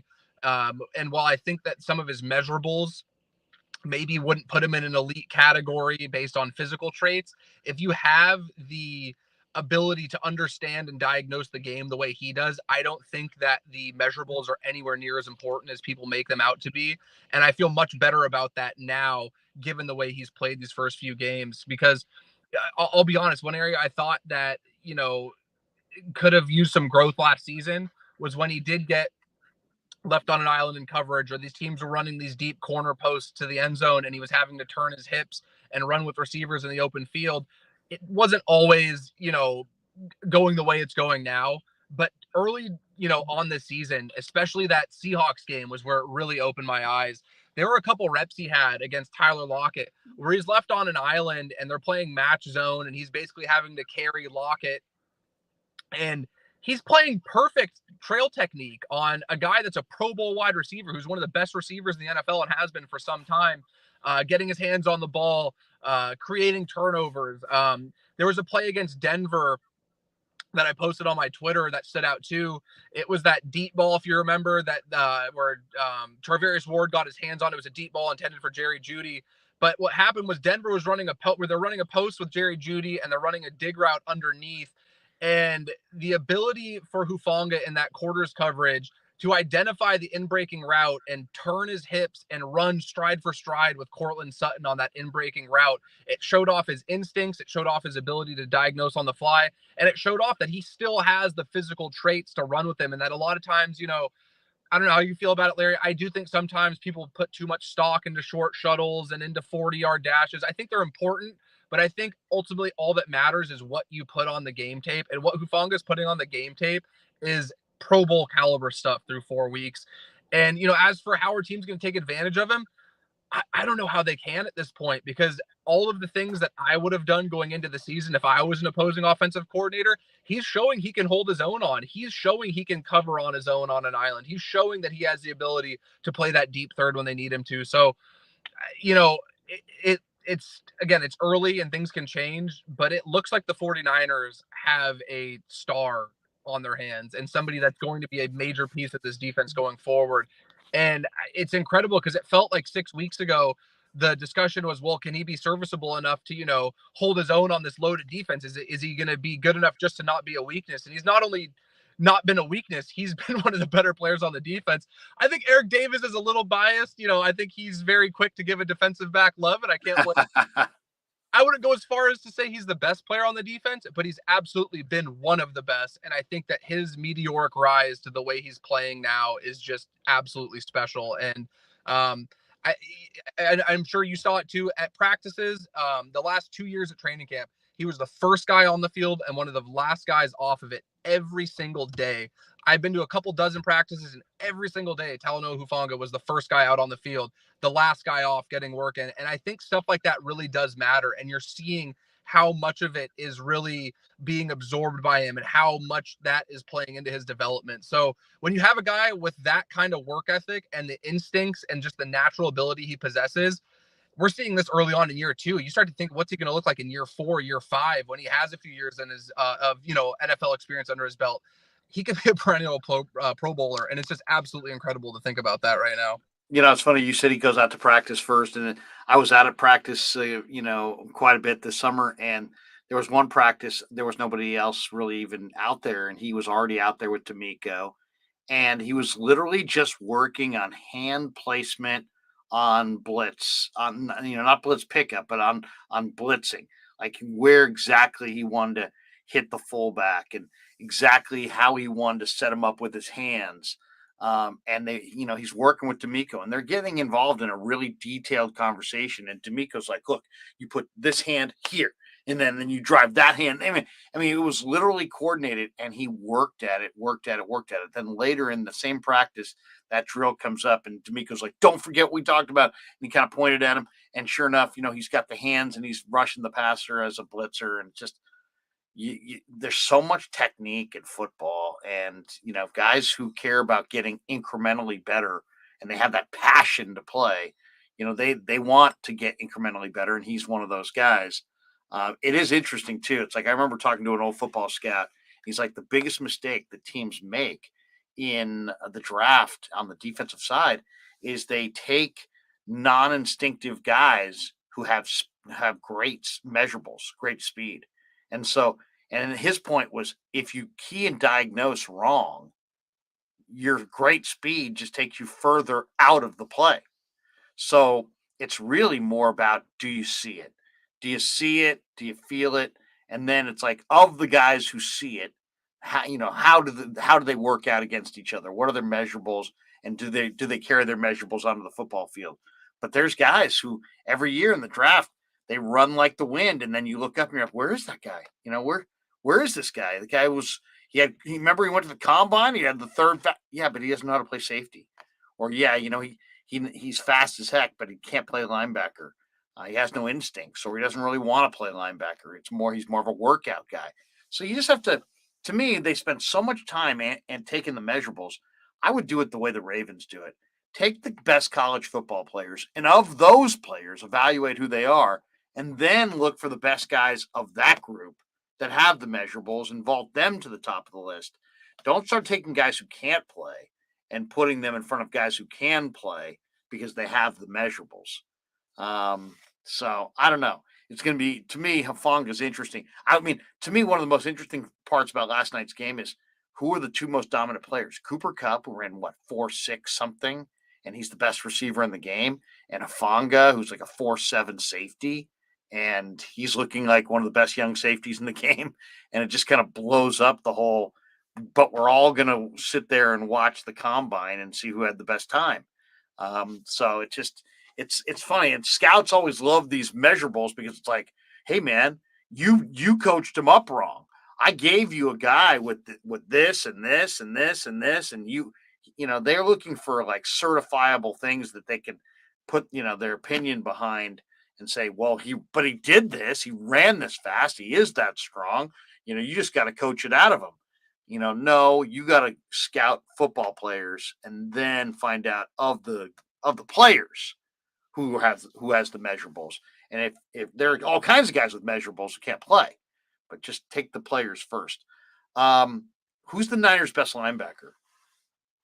It's Fred Warner. Fred Warner's the best linebacker in football. So, as impressive of a game as, Dre Greenlaw had last night, and as good as I think Azeez Al-Shaair was down some stretches last season, Fred Warner's just I've never seen anything like it, Larry. My favorite football player of all time that I've had the pleasure of watching is Patrick Willis. I think that Patrick Willis is should have been a first ballot Hall of Famer, an incredible player. Fred Warner is just so unique, and he is doing things that I not only have never seen a 49ers linebacker do, I've never seen an NFL linebacker be able to cover the way that he can cover. He more than holds his own when it comes to fitting his gaps in the run game. I think he's great around the line of scrimmage. He's really good when they dial up. He had a few pressures last night, looked really good blitzing, but what he's able to do, picking up tight ends and slot receivers, and especially the couple reps he had in the red zone against Cooper Kupp last night, I have never seen anything like it, where you effectively have a linebacker that can carry opposing teams' number one wide receivers 30 yards upfield without giving an inch of separation. It's phenomenal. And it's gotten to the point where we see it week after week that I almost have to splash cold water on my face and remind myself not to get numb to the greatness that is Fred Warner. You get so used to seeing the routine that you fall into this lull where you're just like expecting it. And like last night, he had that rep in the red zone against Cooper Kupp, And I'm sitting there and I'm like, this is a linebacker that just put the clamps on a Triple Crown winning wide receiver.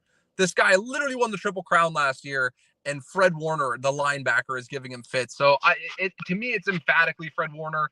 And as good as I think guys like Levante David and Darius Leonard and all these other linebackers around the league are, Fred Warner is in his own tier. If we're ranking linebackers, you could have the A tier, which is those guys, but above it, you have the Fred Warner tier where he sits by himself because he is just transcendent with what he's able to do on a football field. Yeah, special player for sure, especially in coverage. A couple last moments with you. We appreciate you stopping by. We always love chopping it up with you. You guys do great stuff at Niners Nation. Kyle Posey, I think, is phenomenal. We talk regularly with Kyle. What are you working on this week, actually, as the Niners get ready for Carolina? This is a game they really should win. Baker's not playing well. He doesn't have a rapport with any of these receivers, and you can see the regression from last year to this year, DJ Moore. But they do have some talent for sure, including Christian McCaffrey. I think that rookie left tackle from NC State is a stud, Ekwonu. And they've got some nice pieces on defense, including a defensive line that has Brian Burns, and Burns is going to give the Niners tackles problems for sure because he's an impact guy. What do you think? What do you think about the matchup that we're going to see this weekend? I think that it could be one of those games where it feels a lot like the Denver game in a sense where the defense is absolutely dominating, but the opposing defense is maybe a little bit better than they get credit for. I'm a big fan of Brian Burns. He's probably my favorite player in the NFL to watch that's not on the 49ers. He's just absolutely incredible. I really like some of the pieces they've added on that defense in recent years. I like J.C. Horn. I like Jeremy Chin. I like the Derek Brown pick. And I'm with you. Ekwonu is just, he's awesome. Getting to see him up close at the combine, he was somebody that really did. I know we just spent time talking about the measurables and stuff like that. He was somebody who wowed me with that stuff, and he had the tape to back it up. So this Panthers team does have pieces, but to me, it comes back to, like, it's just, I don't know what happened with Baker Mayfield. He looked like a serviceable NFL starter his first couple years. They had that, run getting to the playoffs. I know he had the shoulder issue last year, but he just looks lost, and he just looks like he doesn't look like an NFL quarterback to me. Like, I don't know about he just looks like a guy that just it's like he has like a chronic case of the yips that like won't go away. And I know like last week I was watching the end of the game. I didn't watch all of it. They called this same little out route a few times or trying to get the ball to DJ Moore in space, and it gets batted down at the line of scrimmage 3 straight times. They're calling this play, and I see after that, he has the most passes batted down of any player in the entire league. And some of that stuff does fall on the offensive line. You have to He's got to layer it. He doesn't have that nuance down at all. Exactly. And you got to find passing lanes as a quarterback, and especially if you're a smaller guy like him. So I know Armstead's, dealing with an injury, so he may not, be there, but like Omenahue's a big guy. Ebukam's a big guy. Ridgeway's a big guy. You think about how massive some of these guys are on the 49ers defensive line and the struggles that Mayfield's having getting the ball past the line of scrimmage and having all these balls batted down. I'm just sitting here thinking, like, what's the path to victory for the Panthers? To me, the only way it really happens is if the 49ers offense completely implodes and they turn the ball over on a short field a couple times, or they have a defensive touchdown by the Panthers because of an egregious mistake by the 49ers offense. There's just such a massive mismatch. And as good as I think Ekwonu is, in the little bit of action I watched them last week against Arizona, their right tackle was having a really rough time. And one of the benefits of having such a loaded defensive line for the 49ers is you can move your pieces all around. I thought that D'Amico did a great job of getting Bosa on Joe Noteboom, who's given up more pressures than anybody in the entire league through 4 weeks this past week against the Rams.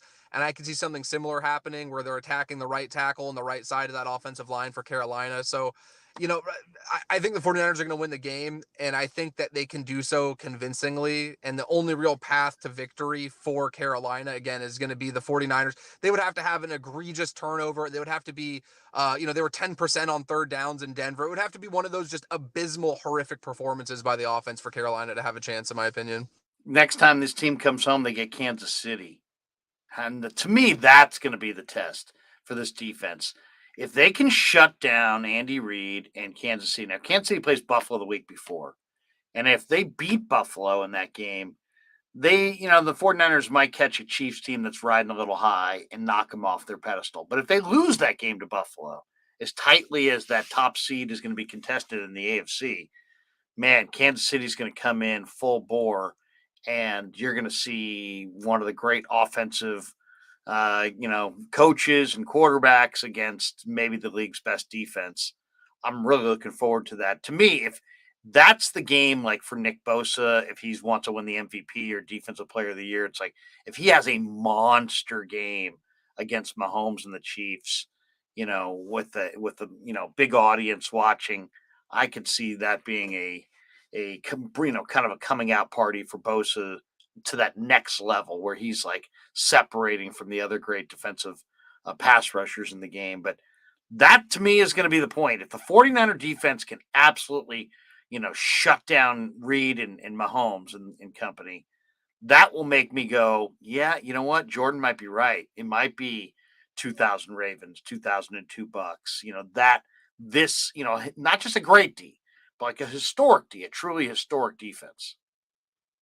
Yeah, and it's really so. This is the hard thing too. I think that it's so hard too to compare eras in a way because I think that the 2002 Bucks and 2000 Ravens were so good that they would probably do okay in this era. Not do okay. They'd still be great in this era. I'm sorry. I don't want to downplay that.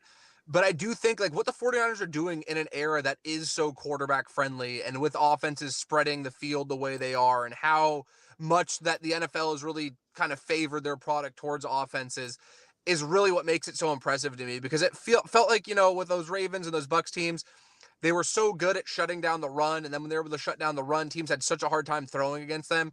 I don't think the league was anywhere near as pass happy back then. And that's what makes this so impressive is that the 49ers are so balanced at stopping the run. They're number one in rushing yards allowed per carry. I think they're at 2.8, if I recall correctly. No other team in the league is under 3. And they're also giving up the second fewest passing yards per game. And they're only giving up 234 yards per game, which is absolutely insane to do in the modern NFL. So I'm with you. I think that that's a great test for them. I would also really like to see what they do. When the time comes, they've had trouble at times with Arizona. It's a familiar opponent. And I think Kyler Murray is somebody that some weeks he looks really good. Some weeks he doesn't look, he's a little off. And I do think that there is something to be said about being as small as he is and having to get outside of the pocket to create. But for whatever reason, the 49ers have had a headache with him. If they're able to slow him down and slow the Chiefs down, I'm not expecting them to hold them to 9 points and do what they did, last night against the Rams. But if they're able to really control the way things are going throughout that game and get a key stop, they could give up 24 points. But if they get a key stop there in the fourth quarter, I will still feel as good about where I have this defense now as I would, if they had only given up 3 points or 9 points or something like that. Like to me, they haven't really been tested in a situational sense because they've been so good throughout the game. I would love to see how it looks when they need that stop in the fourth quarter and it is a tight game because it just feels like they've been so good out of the gate. That's the one thing that really is lacking from the resume thus far is that big, like that strip sack Ebukam had. The game was kind of out of reach at that point. I guess you could point to Hufanga's pick 6, but like I really want to see what it looks like when it's a tie game and you have Mahomes getting the ball on his own 20-yard line. Like, what does that drive look like for the defense? Because I think they're more than capable of rising to the occasion and winning a game in that moment. So yeah, I'm with you. I'd love to see how it pans out once they play those opponents. 2 last ones. Who's the best team in football? Man, ESPN's power rankings says Kansas City 1, Buffalo 2, Eagles 3, Green Bay 4, Miami 5, and they have the Niners checked in at 12. So first of all, I would have the Niners top 10. Absolutely. I think right now you have to give it to either Kansas City or Buffalo. But my Super Bowl prediction, if you remember, was Ravens Packers. And I think the Packers, they lost that week 1 game to Minnesota. And I think a lot of people wrote them off, but that defense is extremely talented. Rashawn Gary, is he right looks up there. how incredible does so Rashawn Gary look like so right now? good. He's a monster. He and Bosa and then Greg Russo, or I forget if it's Russo or Judon, one of those guys. I forget who it was. I know for a fact that Bosa and Gary are one of only 3 players in the league to have a sack in each of the first 4 games. They've been phenomenal. As of now, I'll say I'll say Buffalo because I think they have the most complete roster. I think that their defense is a little bit better than Kansas City's, but it's like razor thin. It's not a situation where I'm like confidently picking Buffalo to win a head-to-head matchup with them every time they're on the field together. And I think what Mahomes did on Sunday night was just absolutely like I've never seen anybody like him play the quarterback position, and I think that because of that, Kansas City is a team that can go toe-to-toe with anybody. But I would say Buffalo just based on the fact that if they are able to get healthy, I know they lost Micah Hyde for the year, but if they're able to get healthy, they have, to me, just I'm more confident in their defense than I am Kansas City's, and that's really where I would that's where that razor thin margin for me would have me leaning one way or the other. Last one. Surprise. Who's your surprise so far? It's so funny that, I'm looking at ESPN's power rankings. There's such a New York centric market still. They've got the New York Giants ranked 14th. The New York Giants are horrible. They're a terrible football team with a terrible quarterback and all kinds of pieces that don't gel, and a first year head coach. You got the Niners at 12 and you got New York Giants at 14 in front of teams like Jacksonville, Jacksonville's clearly better than the New York Giants. I mean, wow, that to me is an eye opener. But just how partial they are to the New York Giants. But overall, what's your surprise?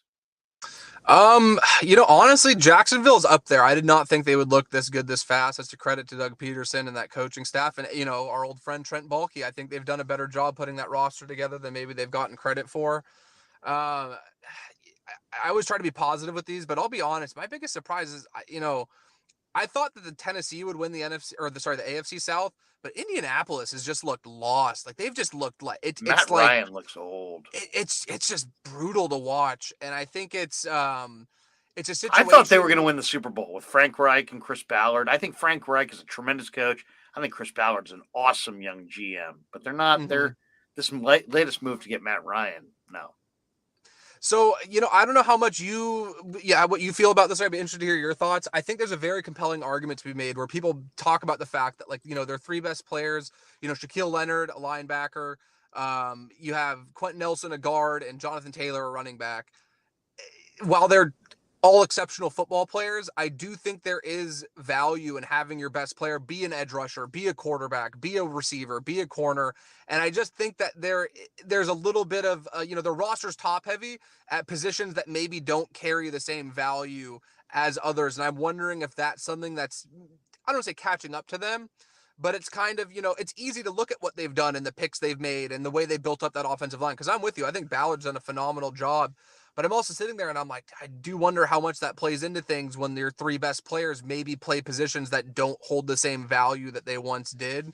And like you said, Matt Ryan just, I know he's not MVP Matt Ryan anymore, but it was easy to see how bad Atlanta's offensive line was the last couple of years. And be like, oh, you get Matt Ryan and behind a better line and a better scheme, he's going to be Matt Ryan of old. And he just looks like Matt Ryan, who is old, like you said. So that to me is the biggest surprise because I think they're 1-2-1 right now, if I recall correctly, and that tie week 1 against Houston, who's just frankly their roster's not very good right now.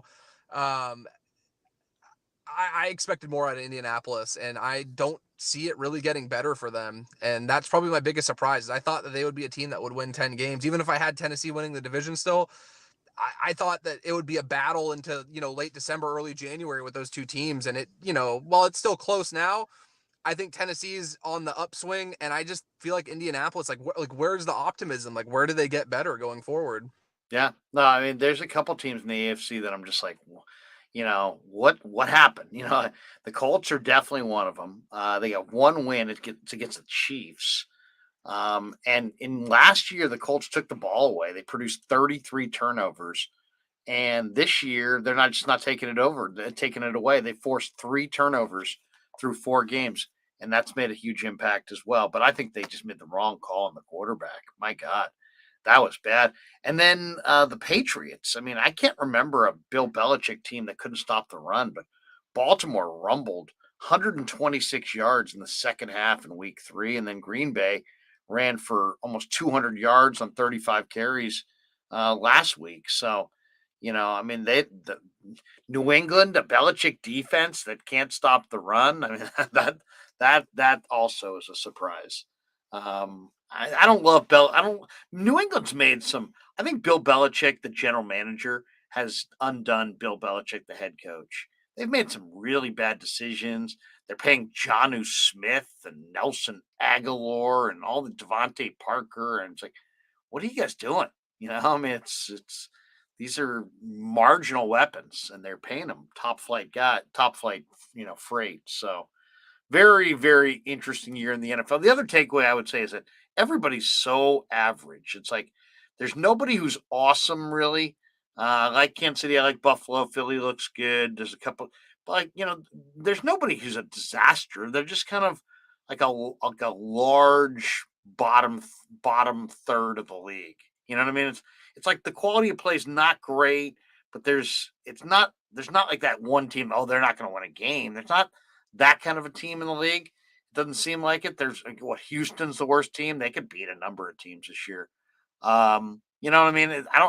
The parity is reigned to a point now where we have a lot of mediocrity, and it's creating there was 9 games in the morning window last week at the 2-minute warning that were all within one score, and every game's close.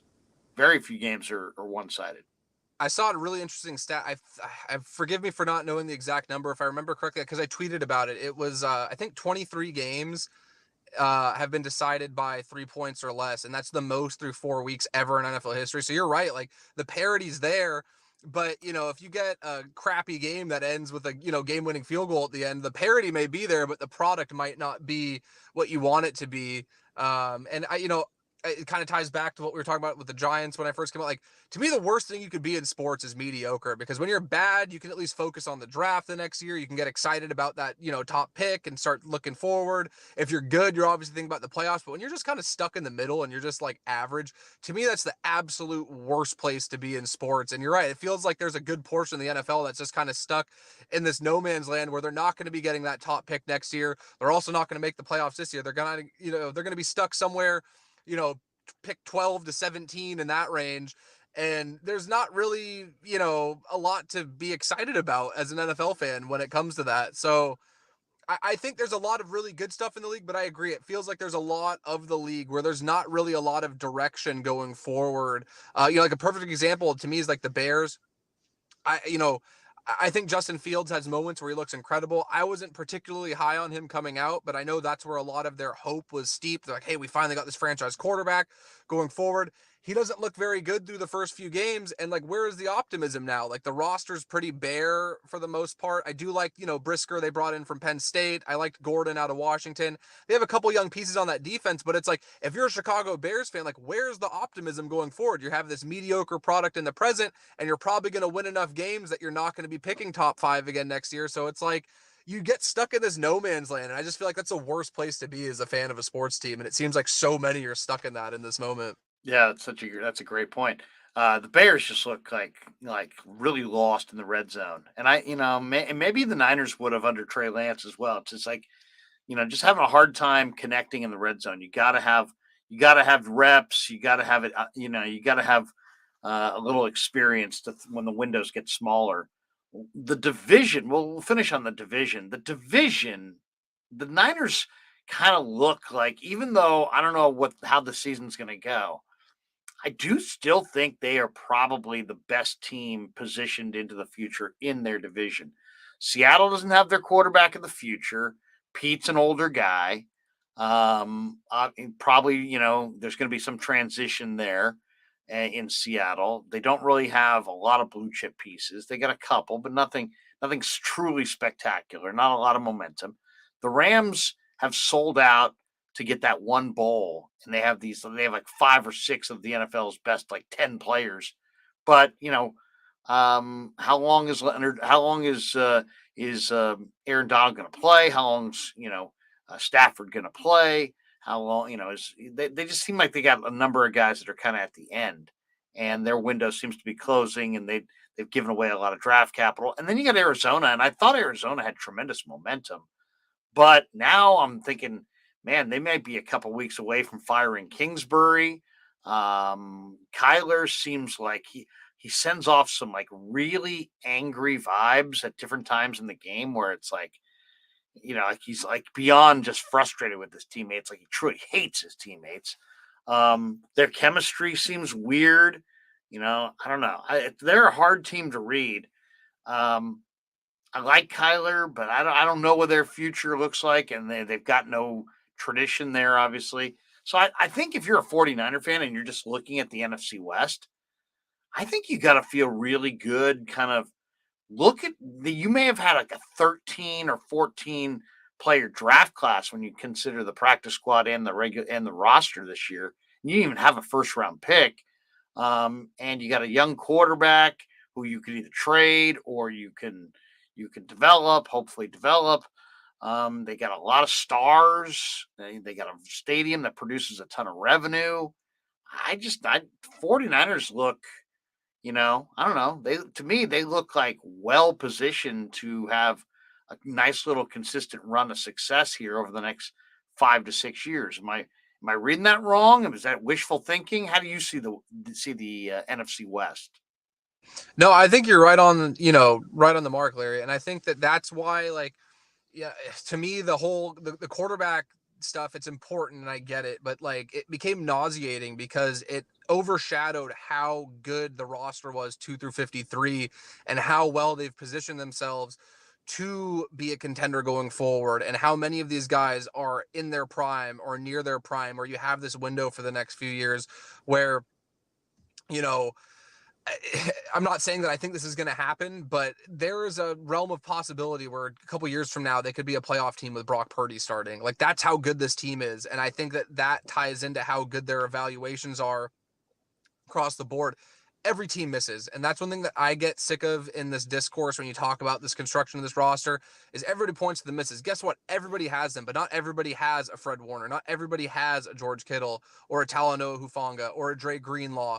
Like they've just been so, and even when we're talking about what they're doing, like the pro scouting department, like what they've done with to bring it, to identify a guy like Samson Ebukam in an entirely different scheme and say, hey, this guy has traits that if we get him with Chris Kosaric, we can develop him. We can bring him into our system and turn him into a, he was a serviceable player in LA. Now he's a game wrecking player in San Francisco. What they've done with guys like Hassan Ridgeway and bringing him in, getting Dan Brunskill out of the AAF when they did, like they've just been so good. And the track record to me is so spot on where it just gets, it feels like it's all about outlook, right, Larry? Like I think like right now, perfect example. I'm right there with you. I think that right now, if I was, just looking at this strictly through the glasses of a 49ers fan, through the lens of a fan, I'd be like, hey, you know what? Like, we're first place in the division. We're 2-0 in the NFC West. This team looks really good. There's not really another team in the division that looks like they can hang with the 49ers over the course of the marathon that is an NFL season. But if I'm looking at things objectively, and if I was looking at things, in a more cynical way, I'd also be sitting here and saying, hey, the 49ers should be 4-0 and, have a clear path to the 1 seed in the NFC. They're that good of a team that you can't afford to lose these games in Denver and in Chicago the way they did. So I think a lot of it really just comes down to what your outlook is and how if you're a glass half full or a glass half empty kind of person when it comes to evaluating sports and the 49ers in particular. But I think ultimately, the thing that I keep coming back to is I had them as a double-digit win team coming into the season. I had them as a team that was going to win the NFC West, and I had them as a team that would host a playoff game in January, which is your reward for winning your division. And I think all of those things are still on the table. I said that after the loss in Chicago. I said it after the loss in Denver. I will say it if they lose to Carolina this week. So I think it ultimately comes down to where your expectations are and tempering them based on what we've seen. And I think that ultimately, if the 49ers do win the division, let's say they go 10-7, 11-6, they get that home playoff game, they can go into Green Bay or Tampa Bay or Dallas or Philadelphia or one of these stadiums and win a playoff game on the road. And they showed, like, I know moral victories don't mean a lot to fans, but having that run like they had last year, like that goes a long way with these guys. If they have to go into Lambeau again, knowing that you were able to do it the first time really clears a lot of the mental hurdles that you face on that stage that's that big. So I'm with you. I think they not only can compete for the next few years, I think they're right in contention right now, Larry. And I think this defense is so good. Anything can happen come playoff time. And while I wouldn't, I'm not sitting here saying that I think they're better than Buffalo or Kansas City or Green Bay right now in this moment. I think that they could beat any one of those teams in a given game. And to me, that's so valuable because we just got done talking about how many teams can't beat bad teams in the NFL. And the fact that the 49ers have a product where they could go into any stadium in the NFL on any given Sunday and come out victorious, to me is something that should be celebrated. Because again, I'm 27 years old. The majority of my life, they haven't been close to that. So I think that things are very, very optimistic for the 49ers now and going forward. And people should cherish that because we know how quickly things can turn in the NFL. And maybe it's just my optimistic personality. I would enjoy it while you can now because you're not always going to have a Trent Williams and a Nick Bosa to watch on Sundays. And, I just think that you should take advantage of it while you can. No question. I mean, it is truly, I mean, I've said it many times, but it really has never been more true. It is truly a rush and cover game in the NFL. And you got to be able to do both. And they have a lot of guys who can put heat on the quarterback. And they also have a lot of guys on the back end who can cover you. So that's a good combo. You get 5 or 6 guys who can really cover. You get 5 or 6 guys who can really rush off the edges. And man, it's a great place to start. So I do like their chances, even if the offense at the beginning of the year started incredibly slow. All right, man, great stuff. Thanks for popping in here at the last second. And if people go to Niners Nation this week, Kyle writes stuff, you write stuff. There's like 10 or it seems like 7 or 8 or 10 other writers who are all doing stuff. Do you get assignments? Do you pick your own assignments? What's the topic of the week this week? What are you going to be covering? So I am more than happy. Kyle's fantastic. He's running the show there. So if he asks me to do anything or if something comes across, I'm always more than willing to help out any way I can. But for the most part, one of the reasons why I love being at Niners Nation and working, under Kyle's leadership is he does give me creative control and I do get to pick what I write about 99% of the time. So I know tonight when I get off this with you and I get back home, I'm going to be working on a piece about the defensive line. I pulled a few clips from the game last night. And I know everybody's, knows about Nick Bosa and how good he is. I will touch on the 14 pressures he had because 14 pressures in an NFL game is absolutely absurd. But I want to shine a little bit of light on Hassan Ridgeway, Kevin Givens, Charles Omenihu, some of these other players, Kerry Hyder, some of these other players who maybe don't get the same level of recognition, but are just as important to the success of the team when you talk about all the sum of all the parts on the defensive line. So tomorrow morning on Niners Nation, if you want to read a bit about the defensive line and the pressure rate and how this team has looked through 4 games, that's definitely what I'm going to be working on. And then Thursday and Friday, I will have some previews out. Hoping to connect with, I have a good friend who covers the Panthers who I'm hoping to connect with and, get some insight on what he's seen through 4 games. And, I'll give my game preview that I do every week and try to do my best to paint the picture in an objective light for what to expect from Sunday. But definitely tomorrow, if you want to get your fix on the defensive line, definitely log into Niners Nation tomorrow morning and I'll have that for you. Jordan Elliott, you can catch him at Niners Nation. He's a great follow on Twitter at @splash_cousin. Do you want to explain the Twitter handle? Yeah, absolutely. So when I first got onto Twitter, I was actually doing some, my first, foray into doing any kind of sports coverage was actually writing for a blog that was, it was a basketball blog. And I was privileged enough to write about the Warriors when I first got into it. So I thought it was kind of fun. I thought it was kind of a play on words, kind of, would tie, it'd be Splash Brothers. with Warriors. Yeah, Splash Brothers, Splash Cousin. I'm never anywhere near, what Steph and Clay do, obviously. But if you get me on a court unguarded, I could hit a few jumpers from the elbow. So I thought, add a little bit of, something that would tie me in with the Warriors and the work I was doing. And what ended up happening, Larry, was just when I got on Twitter, there's so many great people on there. And I've met a lot of, really good friends, colleagues, and the 49ers community is really great on there. So over the years, Splash Cousin just became kind of synonymous with me. And, I had somebody last year tell me, hey, you should probably change your something a little bit more professional, the more you're progressing doing this. So I did, but every time I do radio hits or I'd meet people, it was always like, hey, you're Splash Cousin. It felt like it was so ingrained with who I was. I figured, why not? Let's bring it back. I'll go back to it. So, I love it because it kind of ties back into, I'm a Bay Area guy. I've grew up, Bay Area sports have meant everything to me. So even though the majority of the stuff I do is 49ers focused, it kind of, it helps me represent the Bay Area roots that I have growing up, Good deal. Where are you? Are you a city guy, Peninsula guy, Marin, East Bay? What was your, where'd you grow up? Where'd you go to school? Peninsula guy originally. I grew up in Redwood City. Actually, I went to Claremont, funny enough, even though I grew up in Redwood City. But yeah, I was born and raised in Redwood City, and I live in the South Bay now because the Peninsula rent is just absolutely absurd. I wish I could still be closer up that way, but it seems like every year I'm inching farther and farther south down the Bay Area just because of how expensive it's getting. Hey man, we love reading your stuff in Niners Nation. Thanks for popping into the live stream, and we'll do it again, man. I you're one of my favorite guys to chop up Niners with. I think you got a sensible approach. You don't have an axe to grind. You do your homework. You know your stuff. I think your readers understand that. I appreciate you. So thanks again for stopping by, and hopefully we'll do it again in a few weeks. Thanks. Absolutely. Anytime, Larry. It's absolutely a pleasure every single time. So thank you so much for the opportunity, and look forward to the next time. Sounds good. See you, Jordan. Later, man. Jordan Elliott, great, phenomenal. I mean, he's seriously really, really good. And check him out on Twitter. Check him out at Niners Nation. Niners Nation does some amazing stuff. Kyle Posey and the boys, always cook up some phenomenal stuff. And it's thought-provoking, and it's a lot of content, and it's a pretty cool website. So check it out, Niners Nation. Check it out on the web. All right, first, a word from our sponsors. We'll have one final word, and then we'll bid you farewell on the Krueg Show. Larry Krueger here for Telmetrics. Thanks to Casey Bateman and the good people at Telmetrics. If you're an occupational therapist, if you're an orthopedic surgeon, a chiropractor, a physical therapist of any kind, Telmetrics is designed for you to use in your practice and will greatly benefit your patients.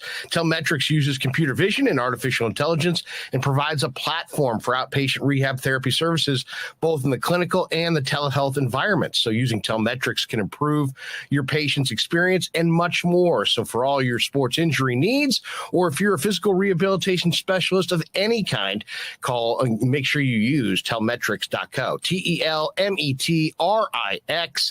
Telmetrix.co. And thanks to Casey Bateman and all the good people at Telmetrics for being a proud sponsor of the Krueg. I'd like to thank our sponsor, Dan Coach Emilio. Dan is a buddy, and he is a phenomenal retirement planning specialist. And you can contact him today at securemoney.com or at his number 925-628-9966. There's a lot of uncertainty in our world right now, and you want to make sure that your money is secure. That is the key. Danny's got 25 years of experience, born and raised right here in the Bay Area, and he can help you get an immediate 10% premium bonus on your principal retirement account. So give him a call, 925-628-9966.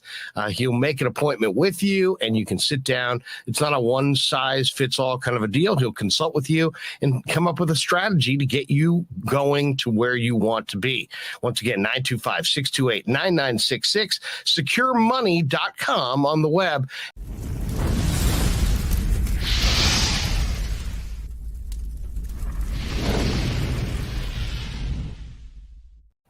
And thanks to Tony Cassera and the good people at Cassera's Italian Menswear. They are housing the Krueg Show t-shirts, and they're a proud sponsor of the show as well. The Krueg Show t-shirt, the Krueg Show podcast t-shirt is available there at their store in Dublin. Their address is 7372 San Ramon Road in Dublin, California. And go see Tony Cassera and get yourself a Krueg Show t-shirt and support the show. And special thanks to our sponsor, New York Style Italian Sausage. That's right, NewYorkStyleSausage.com is their website. Phenomenal product, whether it's the breakfast sausage, the Italian mild, the Italian spicy, the chorizo. You cannot go wrong with New York Style Italian Sausage. Once again, NewYorkStyleSausage.com. Often imitated, never equaled.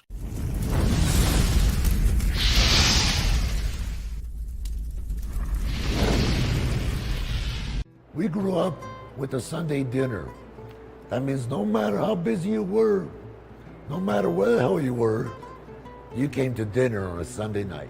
Yeah, Sunday dinner without sausage, it's like a church without God. You know, how can you go to church if you don't believe in God? You know, and along with the sausage also became the discussions. That was discussion night. You know, it wasn't a typical family that you sit there and you're quiet, you know, and you don't talk with a mouthful.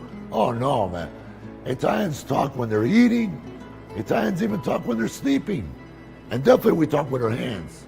So if we can't express it through our mouth, through our lips, we express it with our hands.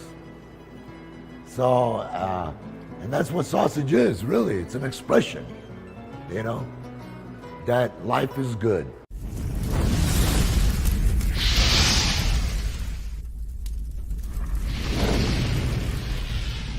So New York style sausage was started over 70 years ago. We are the largest producer of fresh Italian sausage on the West Coast. What makes our sausage in New York style is really the recipe came from back east, from New York, you know, from Connecticut. If you look at all of our labels, there's maximum 4 or 5 ingredients, which we're really proud of. There's no preservatives, no MSG, fresh in, fresh out. The pork comes in fresh, goes out fresh. There's never any freezing throughout the process. We've always used fine quality cuts. We're never going to deter from that. It's one of the reasons why our sausage is so good. I guarantee you put our sausage up against anybody else's from a flavor standpoint, no one will beat it, hands down. Hey, do yourself a favor and do me a favor. Go buy a package of the New York style Italian sausage. Guaranteed you will love it. Guaranteed.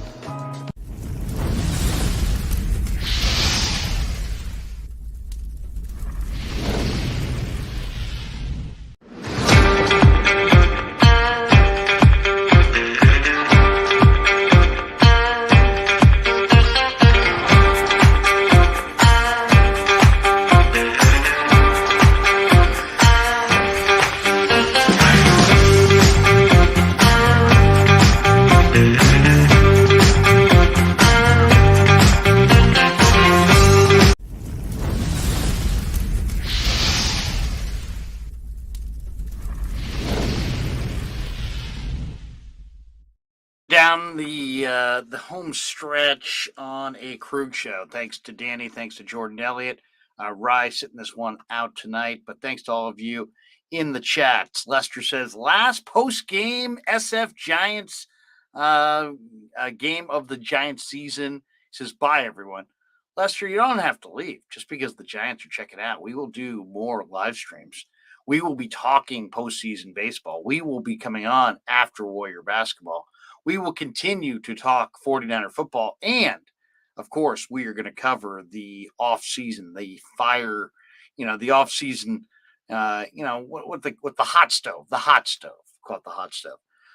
We will be covering the hot stove for the Giants. And hopefully, for the Giants' sake, this is going to be a significant offseason, right?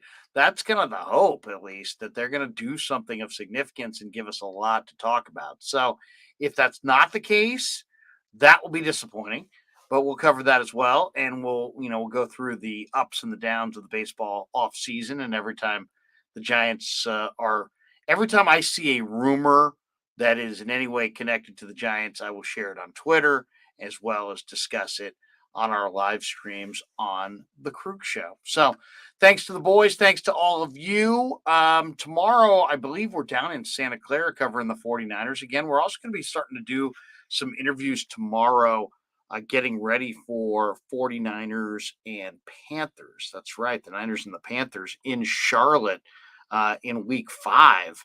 And so tomorrow, I believe Kyle Bailey's going to join us. He is the pregame. He hosts the pregame show for the Panthers, and he is a talk show host on WFNZ in North Carolina, I believe Charlotte. So we'll get his thoughts. I believe he's going to be on tomorrow morning at 9 a.m. for a live stream, and then I'll be doing a little deal tomorrow with Ned Coletti and his class at 11:05 in the morning, and then we'll be down in Niner Camp doing interviews.